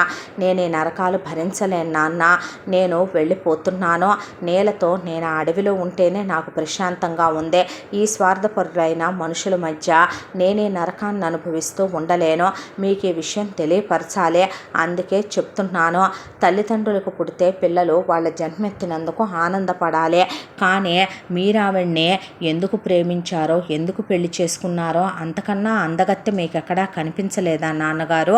మీరు ఆవిడ్ని చేసుకుని వచ్చిన తర్వాత మన ఇంట్లో అన్ని విషాదాలేగా, నానమ్మ పోవటం తాతయ్య పోవటం మీరు అలా అయిపోవటం నేను ఇలా అయిపోవటం, ఆవిడ కళ్ళల్లో ఎప్పుడూ కించిత్ మాత్రం కన్నీటి చుక్క కూడా లేదండి, ఇక నేను మాత్రం రావాలనుకోవట్లేదు, మీకు నా కడసారి వీడ్కోలు అని. ఆ తర్వాత ఫోన్ కట్ అయిపోయింది. ఫోన్ కట్ అయిపోయిన తర్వాత ఆయన అందులో ఉన్న కాంటాక్ట్ లిస్టులు ఓపెన్ చేసే ఆయన బాబాయ్ కొడుకులు, పెదనాన్న కొడుకులు, పెద్దమ్మ కూతుళ్ళు, ఆయన మేనత్త కూతుళ్ళు, మేనమామ కొడుకులు అందరికీ ఫోన్లు చేసుకున్నాడు. ఆ తర్వాత ఆయనకున్న స్నేహితులు బలగాలందరికీ ఫోన్లు వెళ్ళిపోయి ఆ తర్వాత కరెక్ట్గా అరగంటలో అసలు హాస్పిటల్ కిక్కిరిసిపోయి ఖరీదైన పడవంత కారుల్లో వాళ్ళందరూ వచ్చి మహేంద్ర నువ్వే అని వాళ్ళందరూ ఇంటికి వెళ్ళాలి అనేసరికి దా అనే కారులో ఎక్కించుకొని ఇంటికి తీసుకెళ్లారు. ఇంటికి తీసుకెళ్లేసరికి పెద్ద దర్బార్ కుర్చీ సింహాసనంలో కాలు మీద కాలేసుకొని అలా కూర్చొనింది అర్జున్ వాళ్ళ అమ్మ. మహేంద్రవర్మని చూడగానే వచ్చారా, నార్మల్ అయ్యారా, మామూలుగానే ఉందా ఇప్పుడు ఆరోగ్యం అన్న తర్వాత బాబేడి అని అడిగితే వాడు ఎంత పని చేశాడో తెలుసా మీకు? ఏదో తెలిసి తెలియక తమ్ముడు వాళ్ళు 4 దెబ్బలేసి అడవిలో విసిరేశారంట, ఎవరితో అడవిదే అంత పసరు కట్టు కట్టి 2 నేచర్లో ఫ్రీగా దొరికే ఫ్రూట్స్ తీసుకొచ్చి పెట్టిందంట, దాంతోపాటు సెక్షువల్గా క్లోజ్ అయినట్టుంది, అప్పటి వరకు ఆడదాని సుఖం ఎరగడు కదా మీ కొడుకు. దాంతో అదిచ్చిన సుఖాన్ని మరిగి అదే బాగా అన్నీ చూపించినట్టుంది. అడవుల్లో చెట్ల మీద, పుట్ల మీద, మంచెల దగ్గర, కొండల మీద, జలపాతాల్లో, సెలయేళ్ల దగ్గర దాని మీద తెగ మోజు పడిపోయి అది చాలా తెలివితేటలు వాడి వీడి చేత అడవి సంప్రదాయంలోనే పుస్తి కట్టించుకుందంట. అందుకని ఏ కులమో, ఏ అమ్మకు పుట్టిందో, ఏ అబ్బకు పుట్టిందో, దాని అమ్మెవడో, అబ్బెవడో, దాని కులం ఏంటో, గోత్రం ఏంటో, దాని స్టేజ్ ఏంటో, స్థితిగతులు ఏంటో, స్టేటస్ ఏంటో తెలియకుండా అలగా దాన్ని తీసుకొచ్చి నా ఇంటి కోడల్ని చేద్దాం అనుకున్నాడు. అందుకే దాన్ని వదిలేస్తేనే నీకు లైఫ్ ఉంటుంది, లేదంటే దాంతోపాటు నువ్వు కూడా బయటికి పోరా అన్నాను. అదే కావాలని చెప్పి వెళ్ళిపోయాడు. జరిగింది ఇది అనేపాటికి మహేంద్రవర్మ పక్కనున్న ఆడోళ్ళంతా నీ కులం ఏంటి, నీ గోత్రం ఏంటి, నీ బొత్తుకేంటి, నువ్వెక్కడి నుంచి వచ్చావు, అలాంటిది నీకిన్ని డైలాగులేంటి, నువ్వు పిల్లాడిని ఇంట్లో నుంచి గెంటేయటం ఏంటి అనేసరికి ఏమిటా మాటలు, సంస్కారం లేకుండా మాట్లాడటం, నేను ఈ కోటకి రాణి వెంకటాదేవిని, అలాంటిదే నాకు దానికి సాపత్యమా, నా కాళ్ళు కడిగి ఆ నీళ్లు గంగాజలంలా తాగే బ్రతుకు దాంది, అలాంటిదే మీరు నన్ను రెచ్చిపోయి మాట్లాడే హక్కు మీకెవడిచ్చాడు, అక్కడ దాకా వస్తే నేనేంటో తెలుసా, నా స్థాయి ఏంటో తెలుసా, నా స్థితిగతులు ఏంటో తెలుసా, నేనెవరో తెలుసా నీకు అని అసలు నా గురించి, నా క్యారెక్టర్ గురించి నీకు తెలుసంటే అని పెద్ద వాళ్ళై తరతరాల నుంచే స్టిక్కులన్నీ ఓ మూల పెట్టి ఉంచుతారు చేతికర్రలో. ఆ చేతికర్రల్లో జస్ట్ ఒక 40-50 కర్రలు ఇరిగిపోయిందాక పడేసి పగలగొడితే ఇక అయ్యగారు, బాబుగారు మీ కాళ్ళు పట్టుకుంటానండో, నన్ను కొట్టొద్దండో, నేను చచ్చిపోతాను బాబుగారో, ఒళ్ళు సలుపు తేలిపోతుంది అయ్యగారో, అయ్యగారో బాబుగారు అని ఆయన కాళ్ళ మీద పడిపోయి ఇప్పుడు చెప్పవే నువ్వెవత్తివో, ఇప్పటి చెప్పవే నీ కులమేంటో, నీ గోత్రం ఏంటో, నీ స్థాయి ఏంటో, నీ స్థితిగతి ఏంటో, నీ బొత్తుకు ఎక్కడ మొదలైందో, నీ బొత్తుకు నేను ఎక్కడి నుంచి ఎక్కడికి తీసుకొస్తే నా బొత్తుకు నువ్వు ఎక్కడి నుంచి ఎక్కడికి చేర్చావే బజారు దానా, అసలు నీలాంటి దాన్ని నేను ఎలా పెళ్లి చేసుకున్నాను, నా బిడ్డ బొత్తుకుని నువ్వు చివరికి ఎలాగంటే డిసైడ్ చేసేది ఎవరే అలగాది, ఎవరే లేబర్ది, నువ్వా ఆ అమ్మాయా, ఎవరికే కులగోత్రాలు లేనిది, నీకా ఆ అమ్మాయి కంటే ఎంకమ్మ అన్న తర్వాత మీరు నన్ను అలా పిలవద్దు, నోరు ముయ్యవే బజార్ దానా, నా కళ్ళకి మైకం కమ్మి మత్తు కమ్మి ఫారెన్లో చదువుకొని వచ్చి నేను పొలాలు చూద్దాం కదా అని వచ్చిన వాడిని వెర్రెక్కి కొవ్వెక్కి నాకు అన్ని నరాల్లోనూ సలుపులు తేలి చేలో కలుపు తీసుకుంటున్న అడుక్కు తినేదానివి నువ్వు, చినిగిపోయిన బట్టలతో తినటానికి తిండి లేక గుడిసెల్లో పడి బతికే బతుకునేది, మేమిచ్చే కూలి డబ్బుల మీద బతికే కూలిదానివి నువ్వు, ఎంకమ్మవి నువ్వు. అలాంటి నిన్ను నేను ఇష్టపడటం, ఆ తర్వాత నువ్వు నాకు కన్ను గీటటం, నేను నిన్ను తప్ప వేరే వాళ్ళని చేసుకోనని మా అమ్మా నాన్నలకి చెప్పటం, సహృదయతతో వాళ్ళు నిన్ను కోడల్ని చేసుకోవటం, మా అమ్మగారు నీ పేరుని ముందొక రాణి వెనకొక దేవి తగిలిచ్చి ఎంకమ్మని కాస్త రాణి వెంకటాదేవిని చేయటం, ఆ తర్వాత నేను నిన్ను ఎంతో అపురూపంగా చూసుకున్నాను కదే, నీ అమ్మ బాబులు పోయారన్న తర్వాత నీ తమ్ముడు వాడి పెళ్ళాం పిల్లలతో సహా ఇక్కడికి వచ్చి చేరితే నువ్వు వాళ్ళనే నా పుట్టింటి వాళ్ళని ఉంచుకుంటానంటే ఒక 50 ఎకరాలు పొలం ఇద్దామన్నా కాదన్నావు, వాళ్ళని వేరే ఊళ్ళో ఉండే మన పొలాలు చూసుకోమన్నా కాదన్నావు, కొంపలోనే పెట్టుకుంటానన్నావు. ఆ తర్వాత ఏ పాపం పుణ్యం ఎరుగని నా తల్లి తండ్రి పడుకున్న వాళ్ళు పడుకున్న పాటనే ఎలా పోయారో తెలుసుకోలేనంత అమాయకుడిని పిచ్చోడిని కాదే, ప్రతి విషయం ఇంట్లో మా అమ్మ బయట మా నాన్న పట్టించుకుంటున్నారని నీ తమ్ముడు వాడి పెళ్ళాం కలిసి మా అమ్మ నాన్నని పైలోకానికి పంపించారు.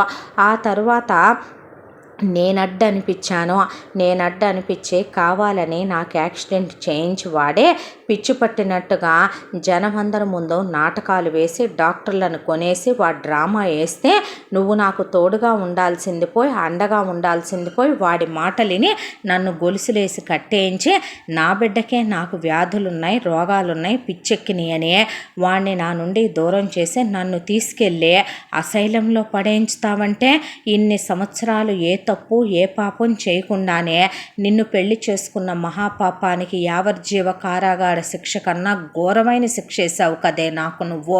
చివరికి పిల్లాడిని హాస్టల్లో పడేసి వాడిని ఎండాకాలం సెలవుల్లో నన్ను కలవనివ్వకుండా చేసేసి నీ తమ్ముడు మాటలకి నువ్వు ప్రలోభపడిపోయి ఆ తర్వాత వాడిని తిరిగి వచ్చిన తర్వాత నీ తమ్ముడు కూతుర్ని చేసుకోమని ఆ తర్వాత వాడు నాన్న కావాలని ఎదురు తిరిగి వ్యాపారంలో లోటుపాట్లు కనుక్కునేసరికి నా బిడ్డనే పైకి పంపాలనుకున్న నీ తమ్ముడిని నువ్వు ఇంట్లోనే పెట్టుకున్నావు. ఆ తర్వాత నా కొడుకు ఫోటోకి దండేసి చక్కగా ఒక 2 కన్నీటి బొట్లు ఒక నిట్టూర్పు విడిచావన్నమాట నాకు నా పిల్లాడికే. ఆ తర్వాత వాడు తిరిగి వచ్చి వాడి జరిగిన అన్యాయాన్నంతా బయటపెట్టి జైలుకు పంపిస్తే వాళ్ళను బయటికి తేవటానికి నువ్వు ఏర్పాట్లు చేస్తున్నావా? ఆ తర్వాత ఆస్తి అంతా వాళ్ళకి రాస్తావా, లేదంటే అనాథాశ్రమాలకు రాస్తావా? నా కొడుకు గతిలేని దాన్ని చేసుకొచ్చాడా? నువ్వెవత్తివే రాయడానికి? నీ అమ్మ మొగుడు సొమ్మని రాస్తావా? నీ తాత ముత్తాతల కాలం నుంచి వచ్చిన ఆస్తిని రాస్తావా? ఆ ఆస్తి మీద నీకేం హక్కు ఉందే నువ్వు రాయటానికి? అలాగాదానా? మొత్తం తరతరాలుగా వస్తున్న ఆస్తి మీద హక్కు అంతా అర్జున్ది అవుద్దే, నీదెలా అవుద్ది? అంత పిచ్చోడిని అనుకుంటున్నావా నేను? వాడు పుట్టిన వెంటనే నేను 24 గంటలు గడవకుండా చేసింది ఏంటో తెలుసా మా నాన్న? నేను యావదాస్తికి వాడిని వారసుడుగా ఏ రోజో మేము నిర్ణయం తీసుకొని రాసేసిన ఆస్తికి ఎన్నాళ్ళు కాపలా కుక్కల్లాగా ఉన్నారు నువ్వు, నీ తమ్ముడు, నీ ఫ్యామిలీ. నీ బతుకొచ్చాడా? ఇంకా నీకు బ్రతికే అర్హత లేదని పెద్ద కత్తి తీసుకున్నాడు ఆయన. దాంతో వామ్మో వాయో కుయ్యో మొర్రో అని ఆయన కాళ్ళ మీద పడిపోయి ఇంకెప్పుడు నేను తప్పు చేయను, నేను తప్పు చేశాను, నేను చెప్పుడు మాటలకి లొంగిపోయాను, నన్ను క్షమించు అయ్యో దేవుడో నాయనో అని ఆయన కాళ్ళు పట్టుకొని ఇక దండం పెడితే వెళ్ళి ముందు పనోళ్ళని పిలిచి మీరు కూడా కట్టుకోవటానికి పనికిరాదు అనుకున్న ఒక చీర మీ దగ్గర ఉండుంటుందిగా, దీన్ని కట్టబెట్టి తీసుకురండి నేను కట్టుకోను అనేసరికి ఆడోళ్ళంతా పడేసి తుక్కు కింద కొట్టి తీసుకెళ్ళి పనోళ్ళ బట్టలు కట్టి తీసుకొచ్చారు. ఇక నుంచి నీ బ్రతుకు ఇంతే, నువ్వు ఇలాగే ఉండాలి అన్న తర్వాత దాని చేతులు కట్టేసి నా కారు కట్టేయండ్రా అని పదవే నడుచుకుంటా పద, నువ్వు పిల్లాడెక్కడున్నాడో వాడి కాళ్ళ మీద పడి వాడి క్షమాపణ చెప్పి నీది తప్పైపోయిందయ్యా అని చెప్పి ఆ అమ్మాయి కాళ్ళు పట్టుకొని ఆ పిల్లని క్షమించమని అడిగి ఆ అమ్మాయి లేకపోతే ఒక్కగానొక్క వారసుడు మనకు ఉండేవాడా? ఆడివోళ్లే లేకపోతే వాడు తిరిగి వచ్చేవాడంటే నీచురాల పద అని ఈడ్చుకుంటూ కుక్కను కారు కట్టేసినట్టు ఈడ్చుకెళ్ళాడు ఆయన. ఆ తర్వాత అర్జున్ తండ్రిని చూసి పరిగెత్తుకుంటూ వచ్చి ఆయన్ని కౌగిలించుకొని వెక్కి ఏడిస్తే ఆయన దగ్గరికి తీసుకొని బిడ్డను ముద్దులు పెట్టుకుంటే ఒకవైపున అమ్మ వైపు చూస్తే దుమ్ముతో చెదిరిపోయిన జుట్టుతో ఒళ్ళంతా వాతలతో ఎక్కడ పడితే అక్కడ పగిలిపోయి వస్తున్న బ్లడ్తో వింతగా ఉన్న తల్లిని చూసి ఏమైంది నాన్న అని అడిగితే ఏమీ లేదు బాబు, వెంకమ్మకి నోరు ఎక్కువైంది, దాంతో కొంచెం నోరు హద్దు అదుపు అనేది ఉండాలి కదా, తెలిసేలా చేశాను అన్నాడు ఆయన. వెళ్ళి అర్జున్ కాళ్ళ మీద పడి నన్ను క్షమించమని నువ్వు తిరిగి ఇంటికి రమ్మనమని ఆ అమ్మాయి దగ్గరికి వెళ్ళి అలా నుంచో నా అమ్మాయి వైపు చూస్తుంటే ఆ అమ్మాయి చేతులు పట్టుకొని కాళ్ళు అనుకో అనేపాటికి ఆయన లాగొకటి తీస్తే వెళ్ళి ఆ అమ్మాయి కాళ్ళ మీద పడి క్షమించు నన్ను అని పక్కకు నుంచున్న తరువాత అమ్మతో క్షమాపణలు చెప్పించుకోవాలన్నదే నా ఇది కాదు నాన్న, కానీ ఎలా మాట్లాడిందో నాకు తెలుసు, కానీ దీని బతుకేంటో నీకు తెలియదుగా అని వెంకమ్మ హిస్టరీ మొత్తం చెప్పుకొచ్చాడు మహేంద్రవర్మ. చెప్పిన తర్వాత నేల అలా నుంచుంటే అమ్మాయేనా కోడలు అని ఆయన తల మీద చెయ్యేసి నివిరే నీకు నేను తండ్రి లాంటి వాణ్ణి తల్లి మామగారు అని పిలువమ్మ అనేసరికి ఆయన కాళ్ళకి దండం పెట్టుకుంటే అలా కనపడుద్ది నాన్న, సాఫ్ట్ ఏం కాదు కంచే, అలా చెప్పమాకు అన్న తర్వాత అక్కడే ఉన్నటువంటి మేనేజర్లు గుమస్తాలను ఆయన ఒక చూపు చూడగానే ఇటు వస్తే ఆయన ఈ అడవిలో ఉన్న ప్రతి ప్రజలకి కూడా నేను న్యాయం చేయాలనే ఇక్కడికి వచ్చాను, వీళ్ళందరికీ కూడా పక్కా ఇళ్ళు కట్టించి వాటితో పాటు వాళ్ళ పిల్లలకి చదువులు, వాళ్ళకి మంచి బట్టలు, వాళ్ళకి ఇక్కడే ఉన్నటువంటి పొలాలకి పట్టాలు ఇప్పించి ఆ భూమిని సాగు భూమిగా మార్చి వాళ్ళకి వాటర్ ట్యాంకులు ఏర్పాట్లు చేసి వాళ్ళ బిడ్డలకి మంచి విద్యను అందించే ఆరోగ్యం కోసం ఒక హాస్పిటల్ కట్టించబోతున్నాను ఇక్కడే అన్నాక సంతోషంతో అక్కడ ఉన్న వాళ్ళందరూ చప్పట్లు కొట్టి ఆ దొర వచ్చి ఆయనకి దండం పెడితే దానికి వీళ్ళు ఇక్కడే ఉంటారు, ఈ టీము ఉండి అవన్నీ కంప్లీట్ చేయించొస్తారు. సంతోషమా నాన్న అన్న తర్వాత అర్జున్ ఆయన్ని కౌగిలించుకుంటే నీల కళ్ళల్లో నీళ్లు తిరిగిపోయినాయి. మా నీలమ్మ పుణ్యమా అంట మా జీవితాలు మారిపోయినాయి అని సంతోషపడ్డారు వాళ్ళు. మా గుడిసె మాకే ఉంచండి అని అర్జున్ అంటే అలాగే బాబు అన్నాడు దొర. ఆ తర్వాత మరి మా బాబుని తీసుకుని మా కోడల్ని తీసుకొని మేము వెళతామని ఆహ్వానించుకోడలిని రా అనే పక్కకు నుంచుంది. వచ్చిన తర్వాత అమ్మాయికి చాలా గ్రాండ్ వెల్కమ్ చెప్పి కొడుక్కి వెల్కమ్ చెప్పి ఆ తర్వాత ఆయన మళ్ళీ అడవి జాతి వాళ్ళందరినీ పిలిపించి పట్టుబట్టలు పెట్టి సాంప్రదాయంగా 10,000 మంది జనాన్ని ఆయన స్థాయికి హోదాకి తగిన వాళ్ళని పిలిచి మంగళ స్నానాలు, మెహందీలు, హల్దీలు, సంగీతులు అన్నీ చేయించి కొడుక్కి ఘనంగా పెళ్లి చేసి అడవి జాతి వాళ్ళకి కానుకలు ఇచ్చి ఘనంగా వాళ్ళకి భోజనాలు పెట్టి మళ్ళీ వాళ్ళని జాగ్రత్తగా అడవి దగ్గర దింపి రమ్మనమని ఆ తర్వాత ఇక నీలని సంతోషంగా వాళ్ళు కోడలుగా ఆహ్వానిస్తే అక్కడే ఉన్నటువంటి వెంకటాదేవి మొహంలో మాత్రం ఎలాంటి ఎక్స్ప్రెషను లేదు. పాడు దరిద్రం పాడు పెడ అని కొనుక్కుంటానే ఉంటే ఆ తర్వాత అసైలం వ్యాన్ వచ్చింది. వచ్చి అసైలం వాళ్ళు పదండి మేడం అంటే ఎక్కడికి అందే. అన్న తర్వాత అదేంటే ఒకానొక రోజు నేను వెళ్ళను నాకు పిచ్చి లేదు అంటే నువ్వు నీ తమ్ముడు కలిసే నన్ను గొలుసులేసి పంపించలా, అదే అసైలం నువ్వు కూడా వెళ్ళి ముందు కానీ కొన్నాళ్ళు నేను వెళ్ళనందే తీసుకెళ్ళిపోండి అన్న తర్వాత వాళ్ళు గట్టిగా పట్టుకొని వ్యాన్ ఎక్కించుకొని తీసుకెళ్ళిపోయారు. ఆ తర్వాత అర్జున్కి నీలకి ఫస్ట్ నైట్ ఏర్పాట్లు చాలా సంతోషంగా ఆనందంగా క్లోజ్గా ఇక పెళ్ళాన్ని ఒళ్ళంతా ముద్దులు పెట్టుకొని రొమాంటిక్గా తన డ్రీమ్స్ అన్నీ నెరవేర్చుకుంటూ ప్రాణం ఒక ఎత్తుగా ప్రేమించిన పెళ్ళాంతో చాలా క్లోజ్ అవుతూ ఆ తర్వాత ఫస్ట్ నైట్లు అయిపోయిన తర్వాత హనీమూన్కి తీసుకెళ్ళి ఆ అమ్మాయికి దేశ విదేశాలు చూపించి 3 నెలల తర్వాత తిరిగి వచ్చాడు. అప్పుడే పిల్లల్ని కనకూడదు అనుకున్నారు.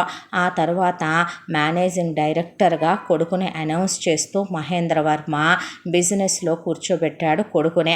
కోడల్ని అందరికీ పెద్ద పార్టీ ఇచ్చి మరీ ఆ అమ్మాయిని కోడలుగా అనౌన్స్ చేశాడు ఆయన.